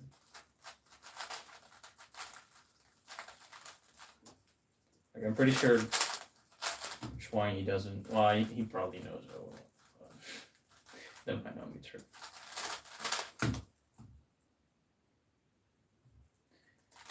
I did start maining it, and the 2.0 has gotten for me was just a normal one with E10, just a normal one. But that one, I don't know, it broke already, I think. There's some weird lockup I'm getting. Maybe it has to do with the tensions or something, but maybe it isn't actually broken. But yeah, I'm gonna try setting up the special edition, the one you're talking about, for the Monkey League this weekend, because I don't like how it feels now, and it's kind of messing with the tensions.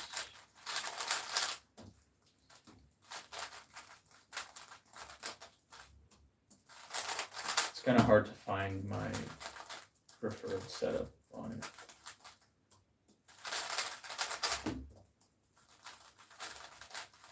But it's definitely better than my GAN cubes, because I already smashed all my PDs with it very instantly since I got it.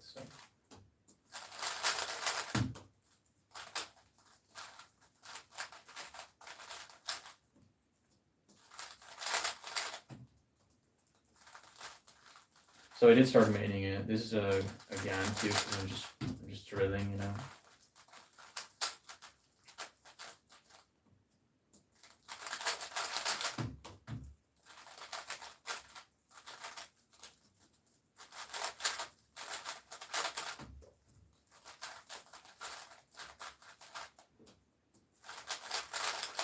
Okay, next one.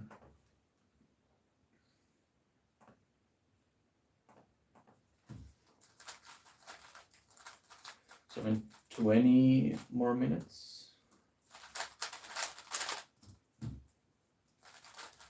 I'm gonna be starting my full prediction practice, which is probably the most interesting thing to see, to be honest. It's not too cool to be watching me spam Alex.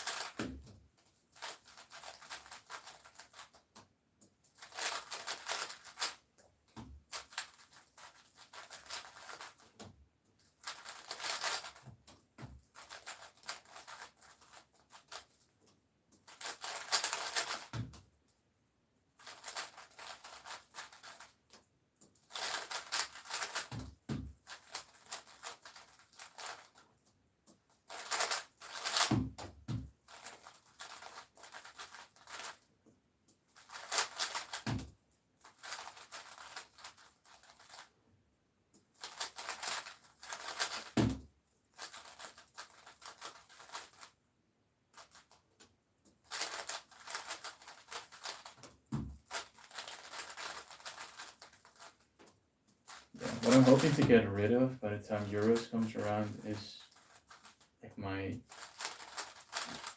nervousness or my uncertainty when reaching ZBLL. Because there's still always a chance that I'll get a case that I find really difficult, or I'll just, I mean, that's pretty much the only thing that I found really difficult, or maybe I've switched recently, but I'm not gonna switch many AUFs anymore at all. At most like 3 or something. I'm doing like 3 AUFs right now and I've been thinking about for a while. I've been trying AUFs for a while, but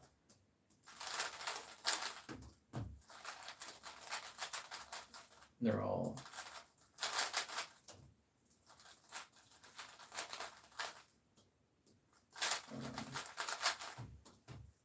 I'll definitely make a decision quickly. that won't be the big issue at all. Because if I were to switch now, I'd just drill it a lot. I'll just make a preset with all the tags I'm unfamiliar with execution wise, and then I'll be good to go.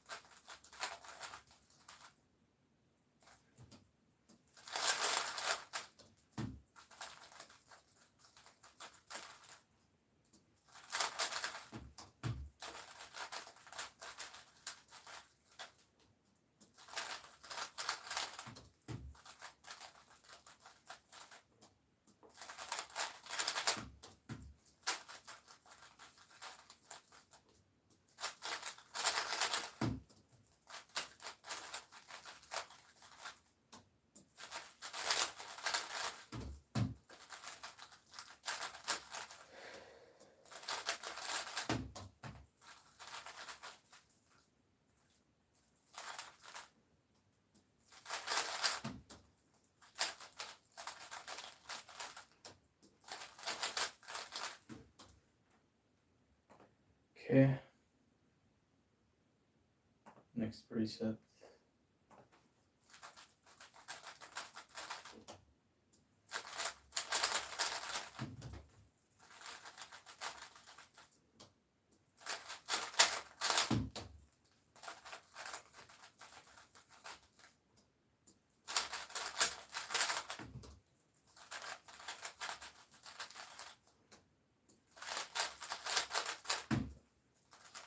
It'd be so sick if I could just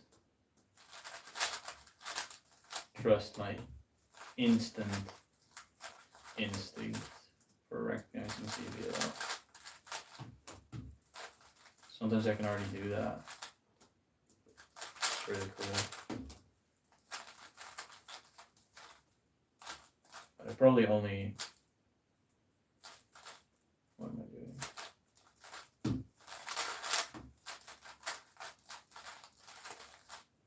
I still have a lot of cases to go for which I need to get that. There's 2,000, approximately 2,000 individual angles to ZBLL.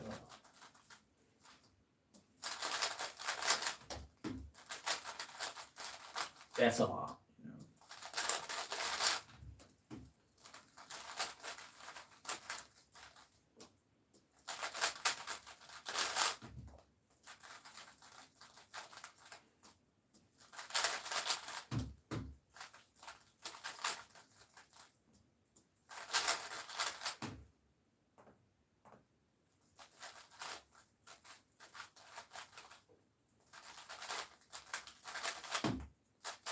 You need to be very good at turning from home grip for ZB. If there's one easy tip I can give you if you're preparing to become high level at ZB, is become very comfortable with those Chinese pinch F and F primes. You need to be very good at these. Be very, very good at these. Because the power of ZB lies in staying in home grip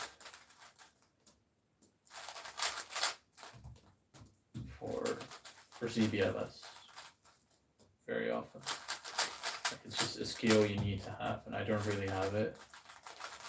I've definitely gotten better at it.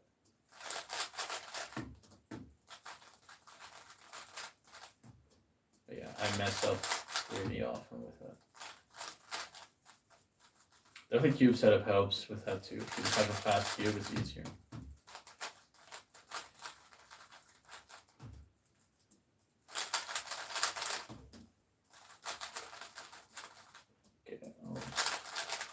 recap one more time this preset and then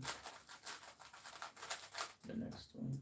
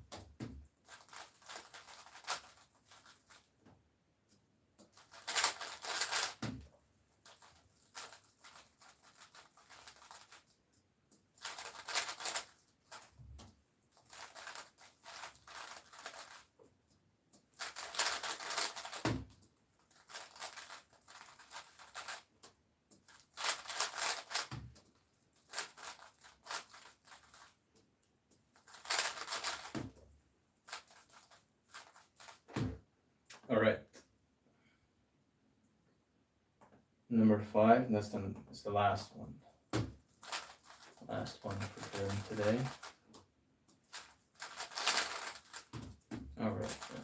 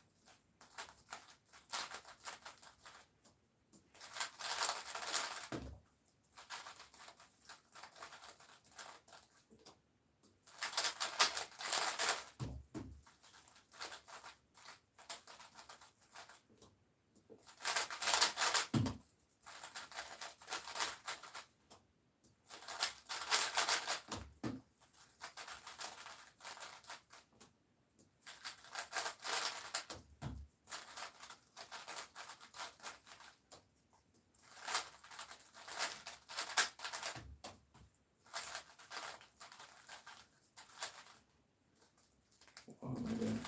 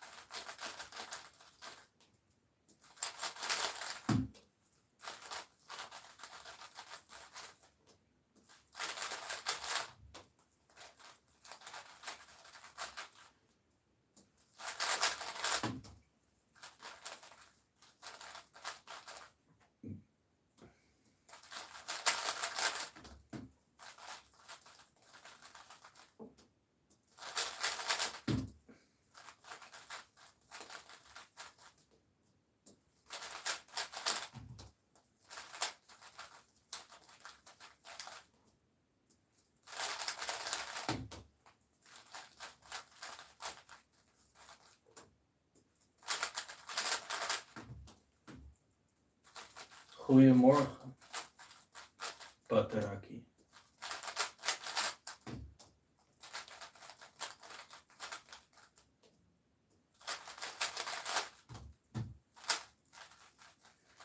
Well, I can tell you that my sleep schedule is anything but consistent. So don't take this early live stream as a sign of maturity.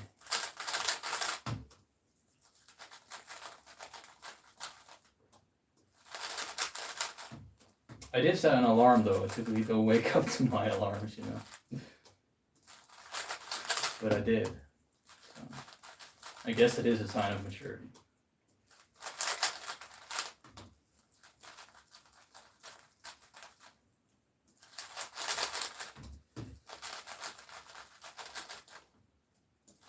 Alright, I'm pretty much done with this. I'm gonna do one more recap and then I'm gonna do the full F2L prediction.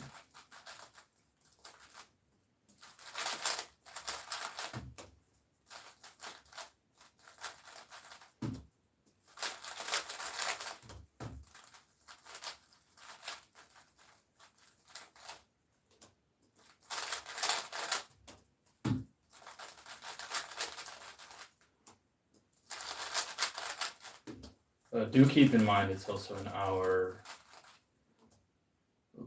later here than in Amsterdam.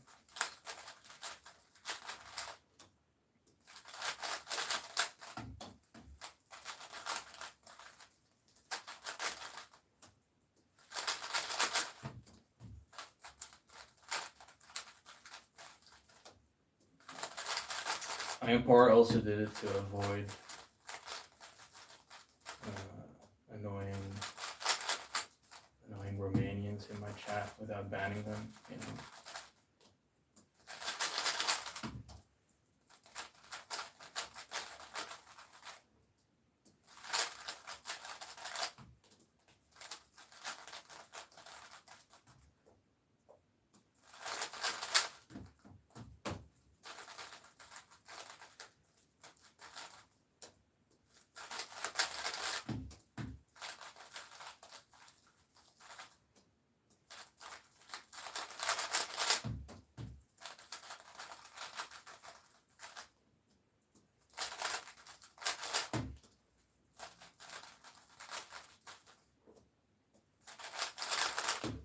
Finished.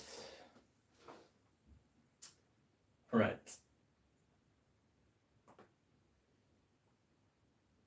Still have 4 minutes left to spare.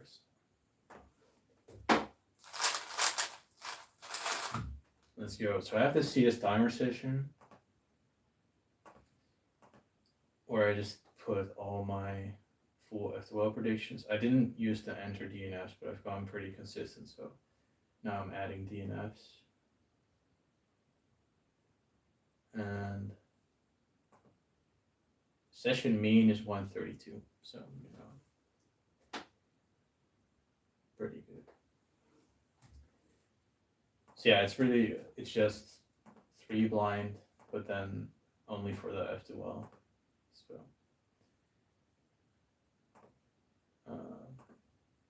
I'm gonna do it with stack mounts because I prefer it that way.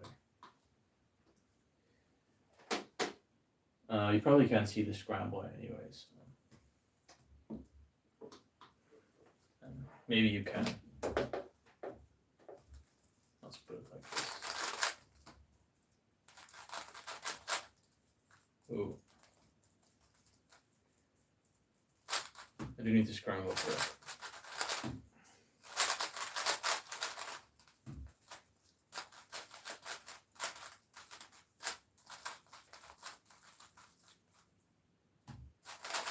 And I didn't. Stupid.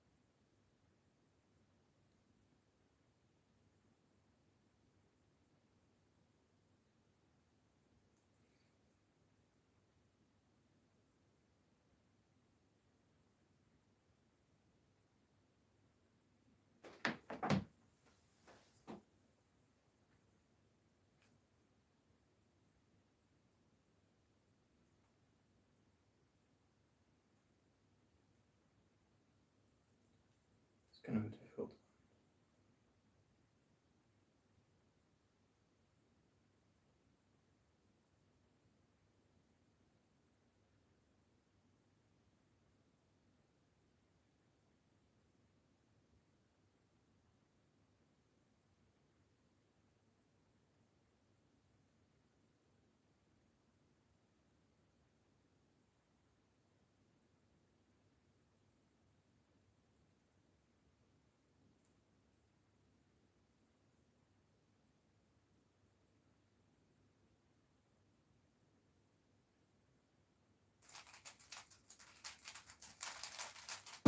There we go.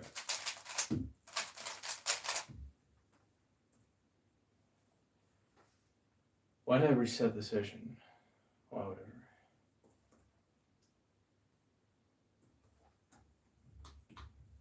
All my times are gone.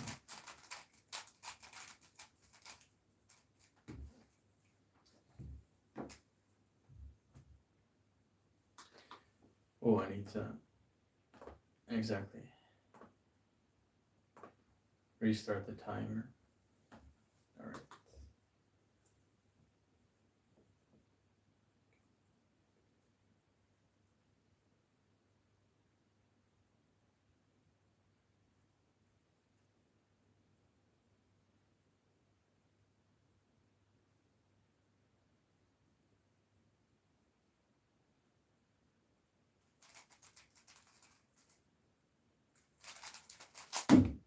Oh, damn.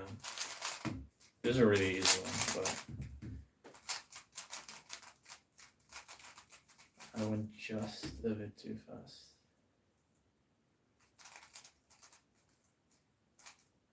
Oh, damn. I forgot that 1 unit. Alright.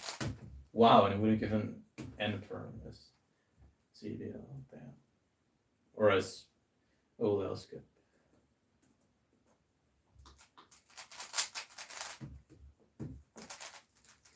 I'm obviously not planning the ZBLS as well. That's a bit too far for me.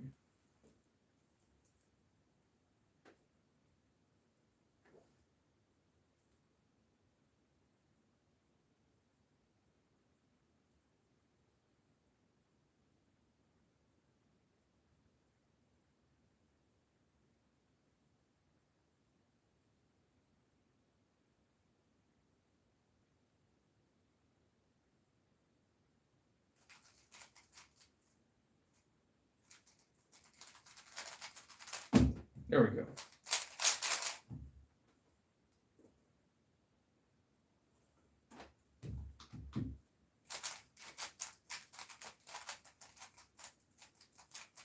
That's a 32. Damn, if I had just done that 25 correctly, we would have had counting 20, 23 already, or 32.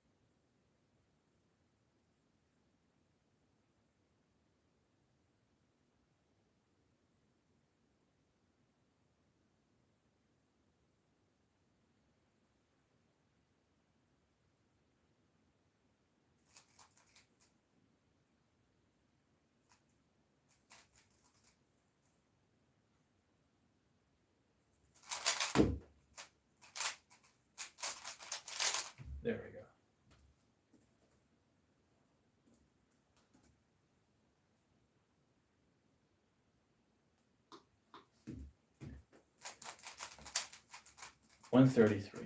2 look solved because I knew the one looked last way. You know. Some cases you never forget.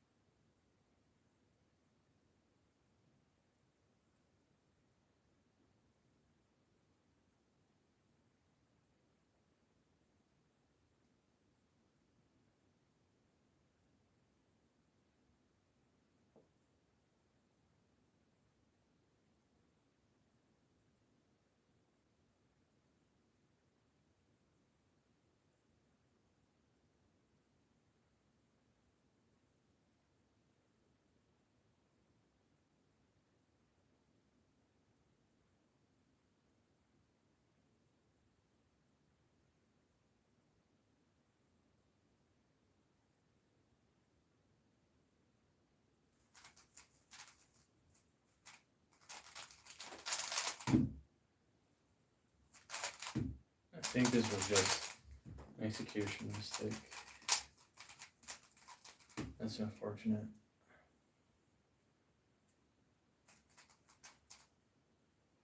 No.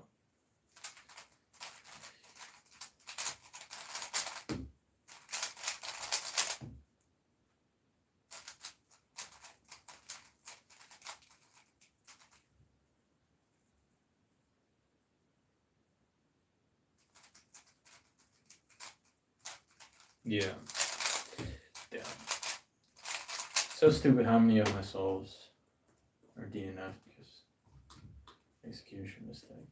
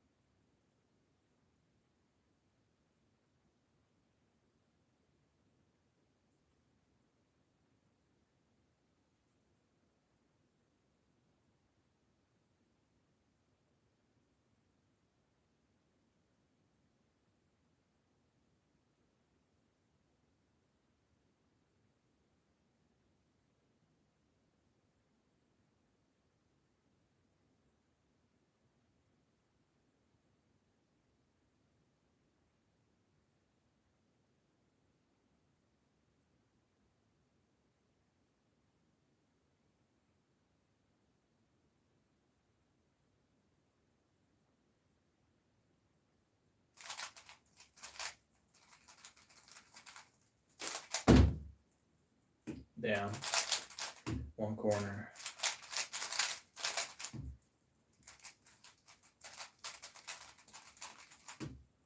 Always that corner, you know.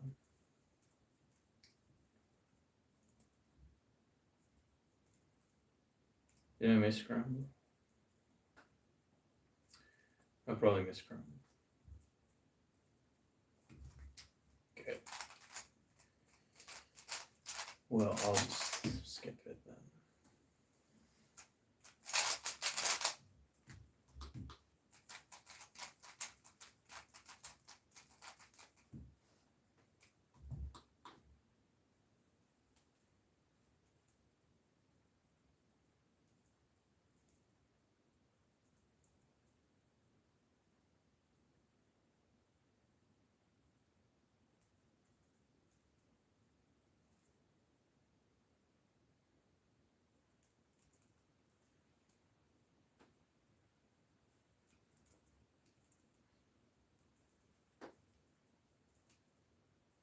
I don't see the line, bro.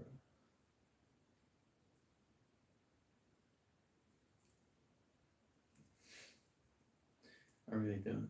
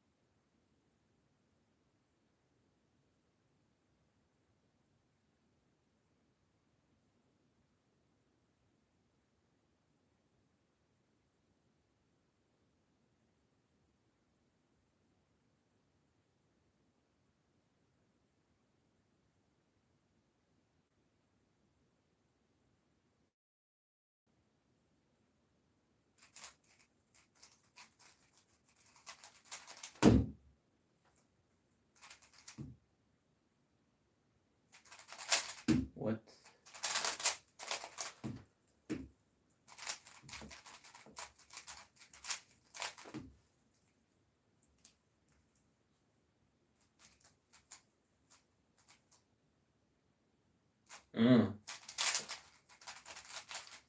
Okay. Okay, mistraced an edge here. That was not too smart. Oh, that's really dumb.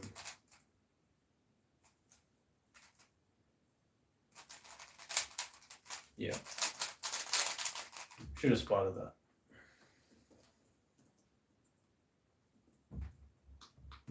Still no average. Oh, I had one average. 130 is my session best.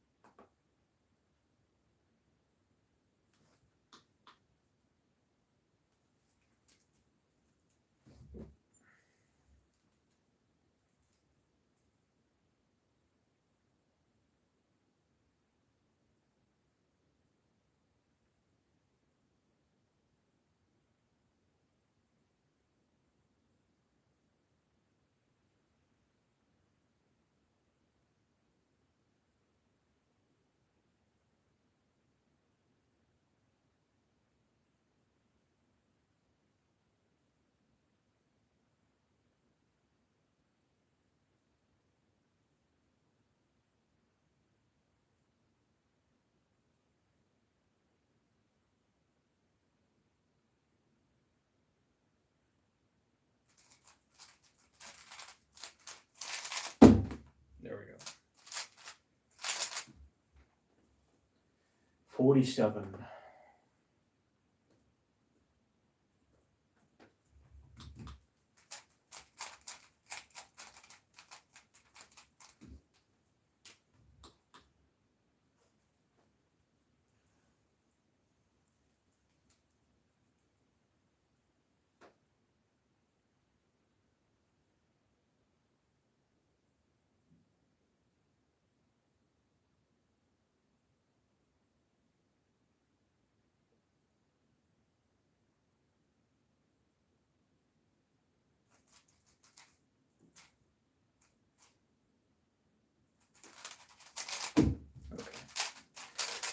That was risky. 29.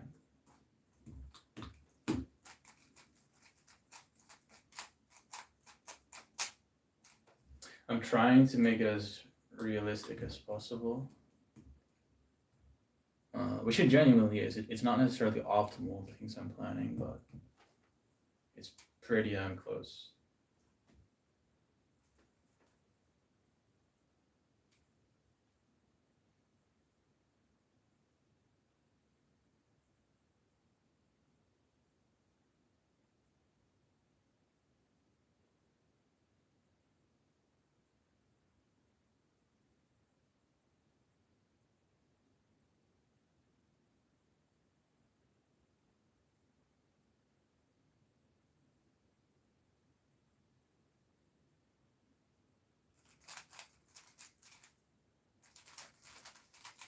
Let's go, dude. Counting 35 as well. Now I have 47, 29, 38. That could be PB very easily.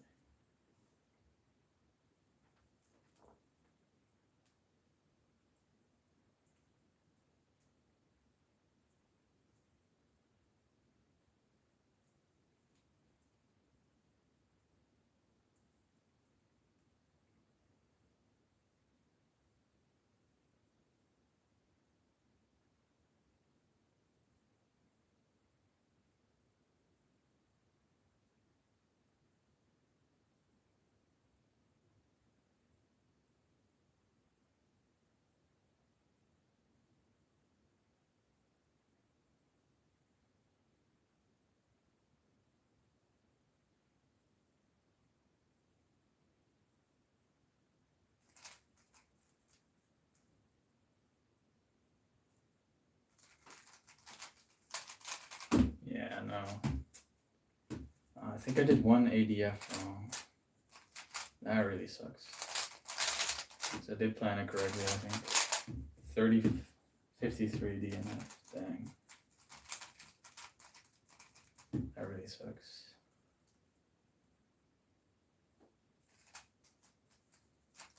Yeah, I did plan it correctly. Damn.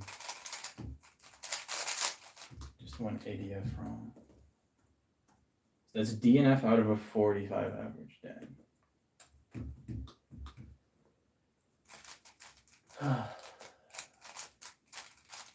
Maybe I'll get another easy one.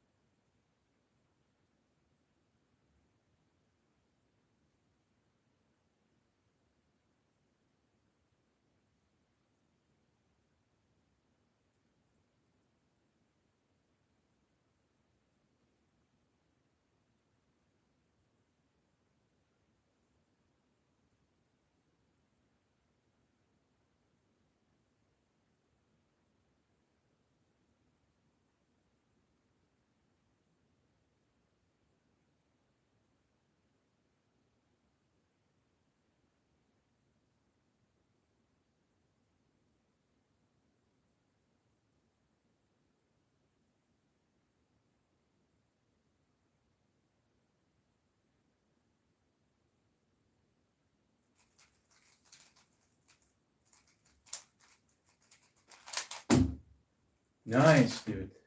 That's sub 1 average. 109.75. SPB average, 50.85.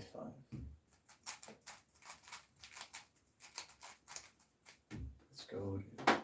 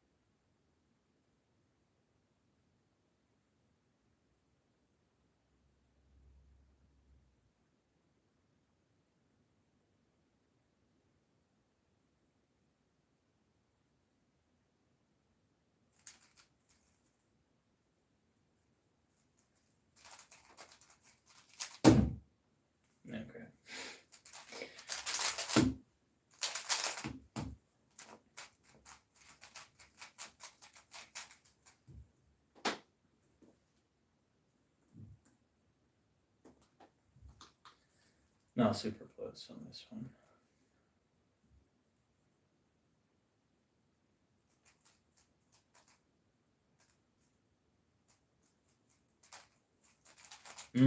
I did plan it correctly. I just forgot one move. Yeah. See, I'm telling you, so many of these DNFs are not even tracking DNFs, they're just execution. Kind of a skill issue.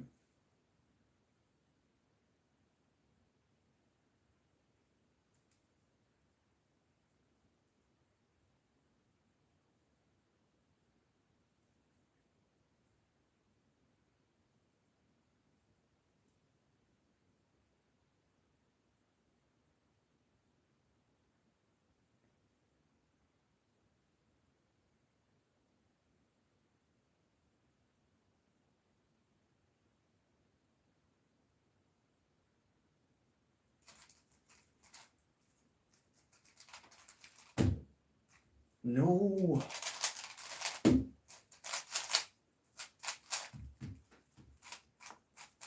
That damn coin, dude.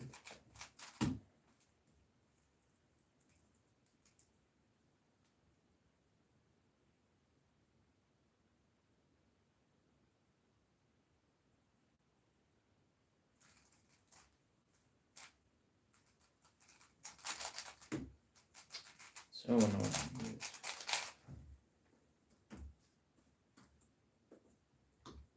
Okay, the success rate is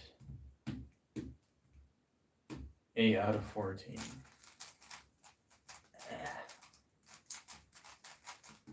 That's not quite good enough.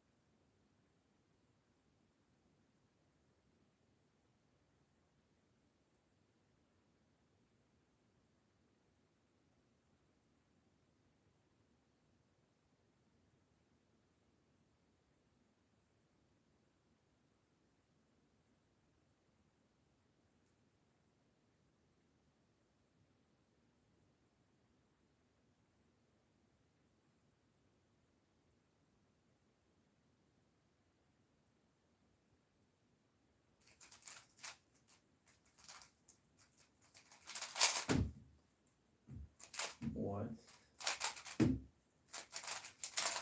A cross edge is missing, dude.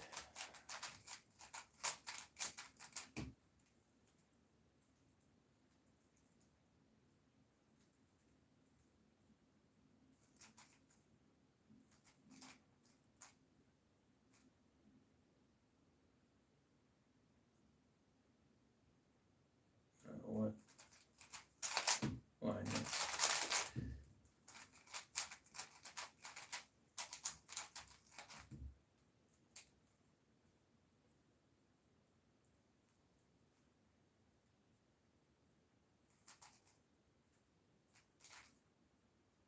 Why did I think that?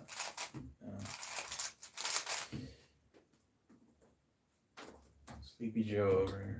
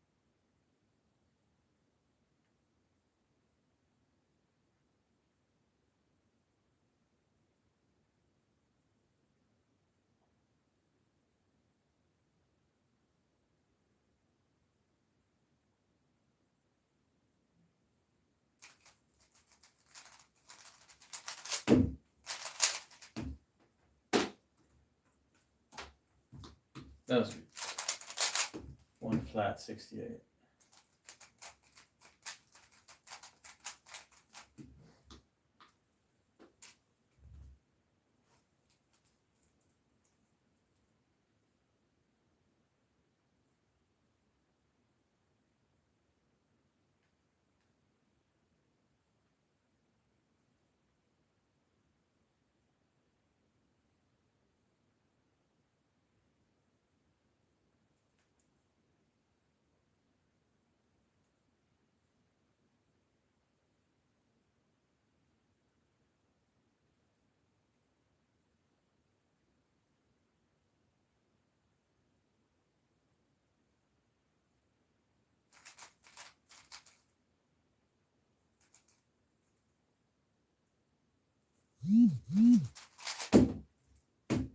Yeah, another corner, dude.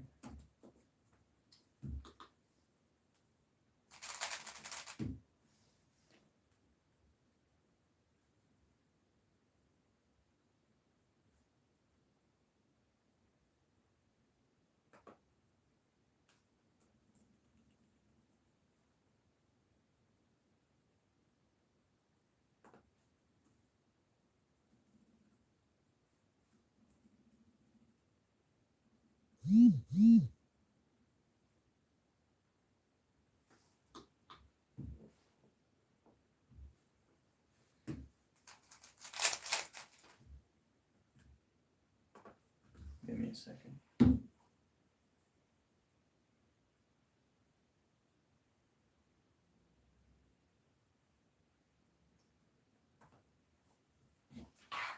Never mind, just a friend spamming my chat.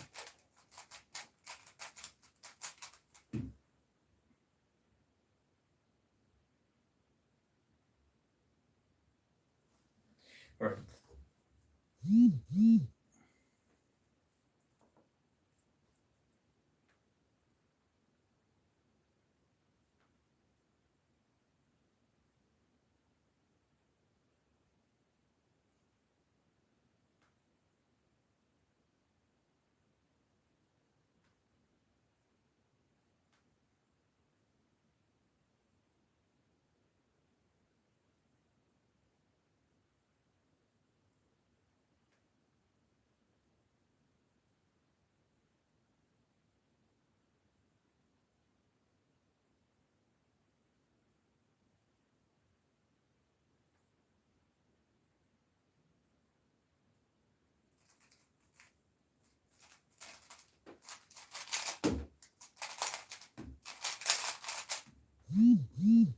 48.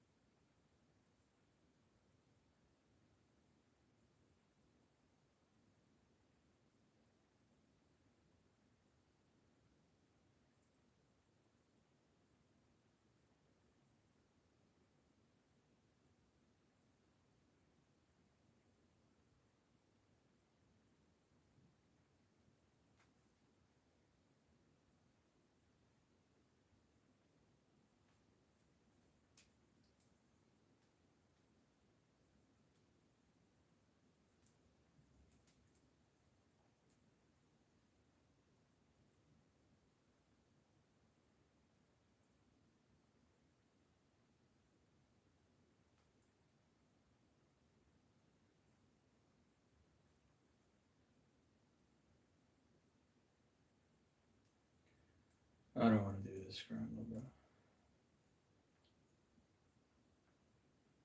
So bad.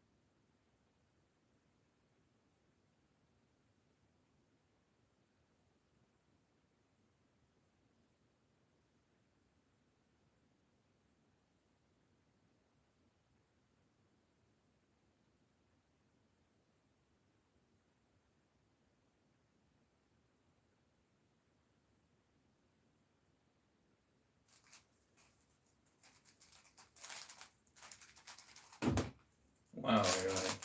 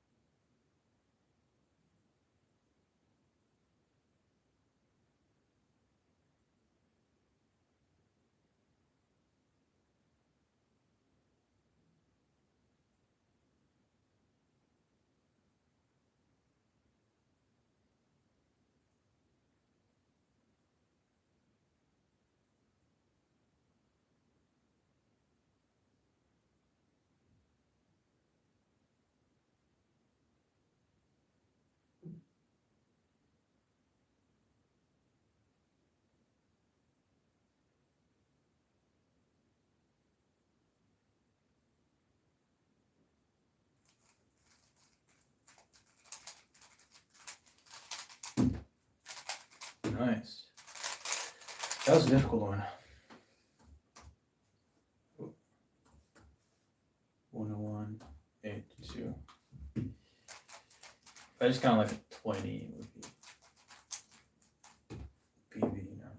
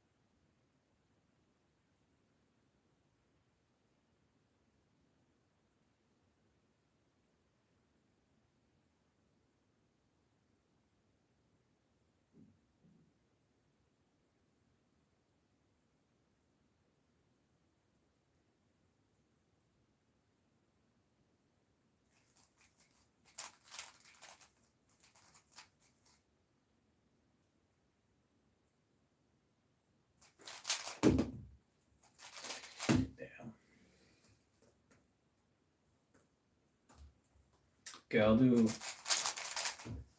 2 more attempts. Or I'll do 1 more.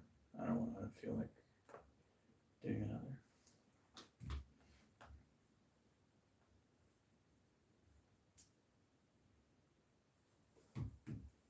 What's up, Fear Liu?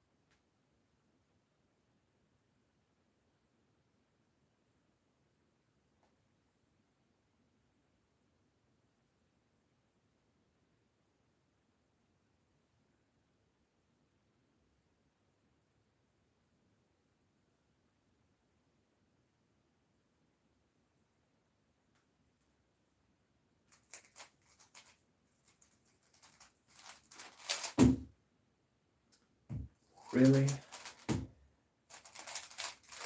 Okay, well, that's about it for my first practice stream. I'll see you guys another day. Maybe today. Not today. Maybe tomorrow. Maybe not. We'll see how often I do this, but I think it'd be cool to have a bit of insight into what my practice looks like. It actually does look like this. You might think I'm faking it, but it does look pretty much like this. And I'll do some big sessions from time to time as well. But anyways, goodbye.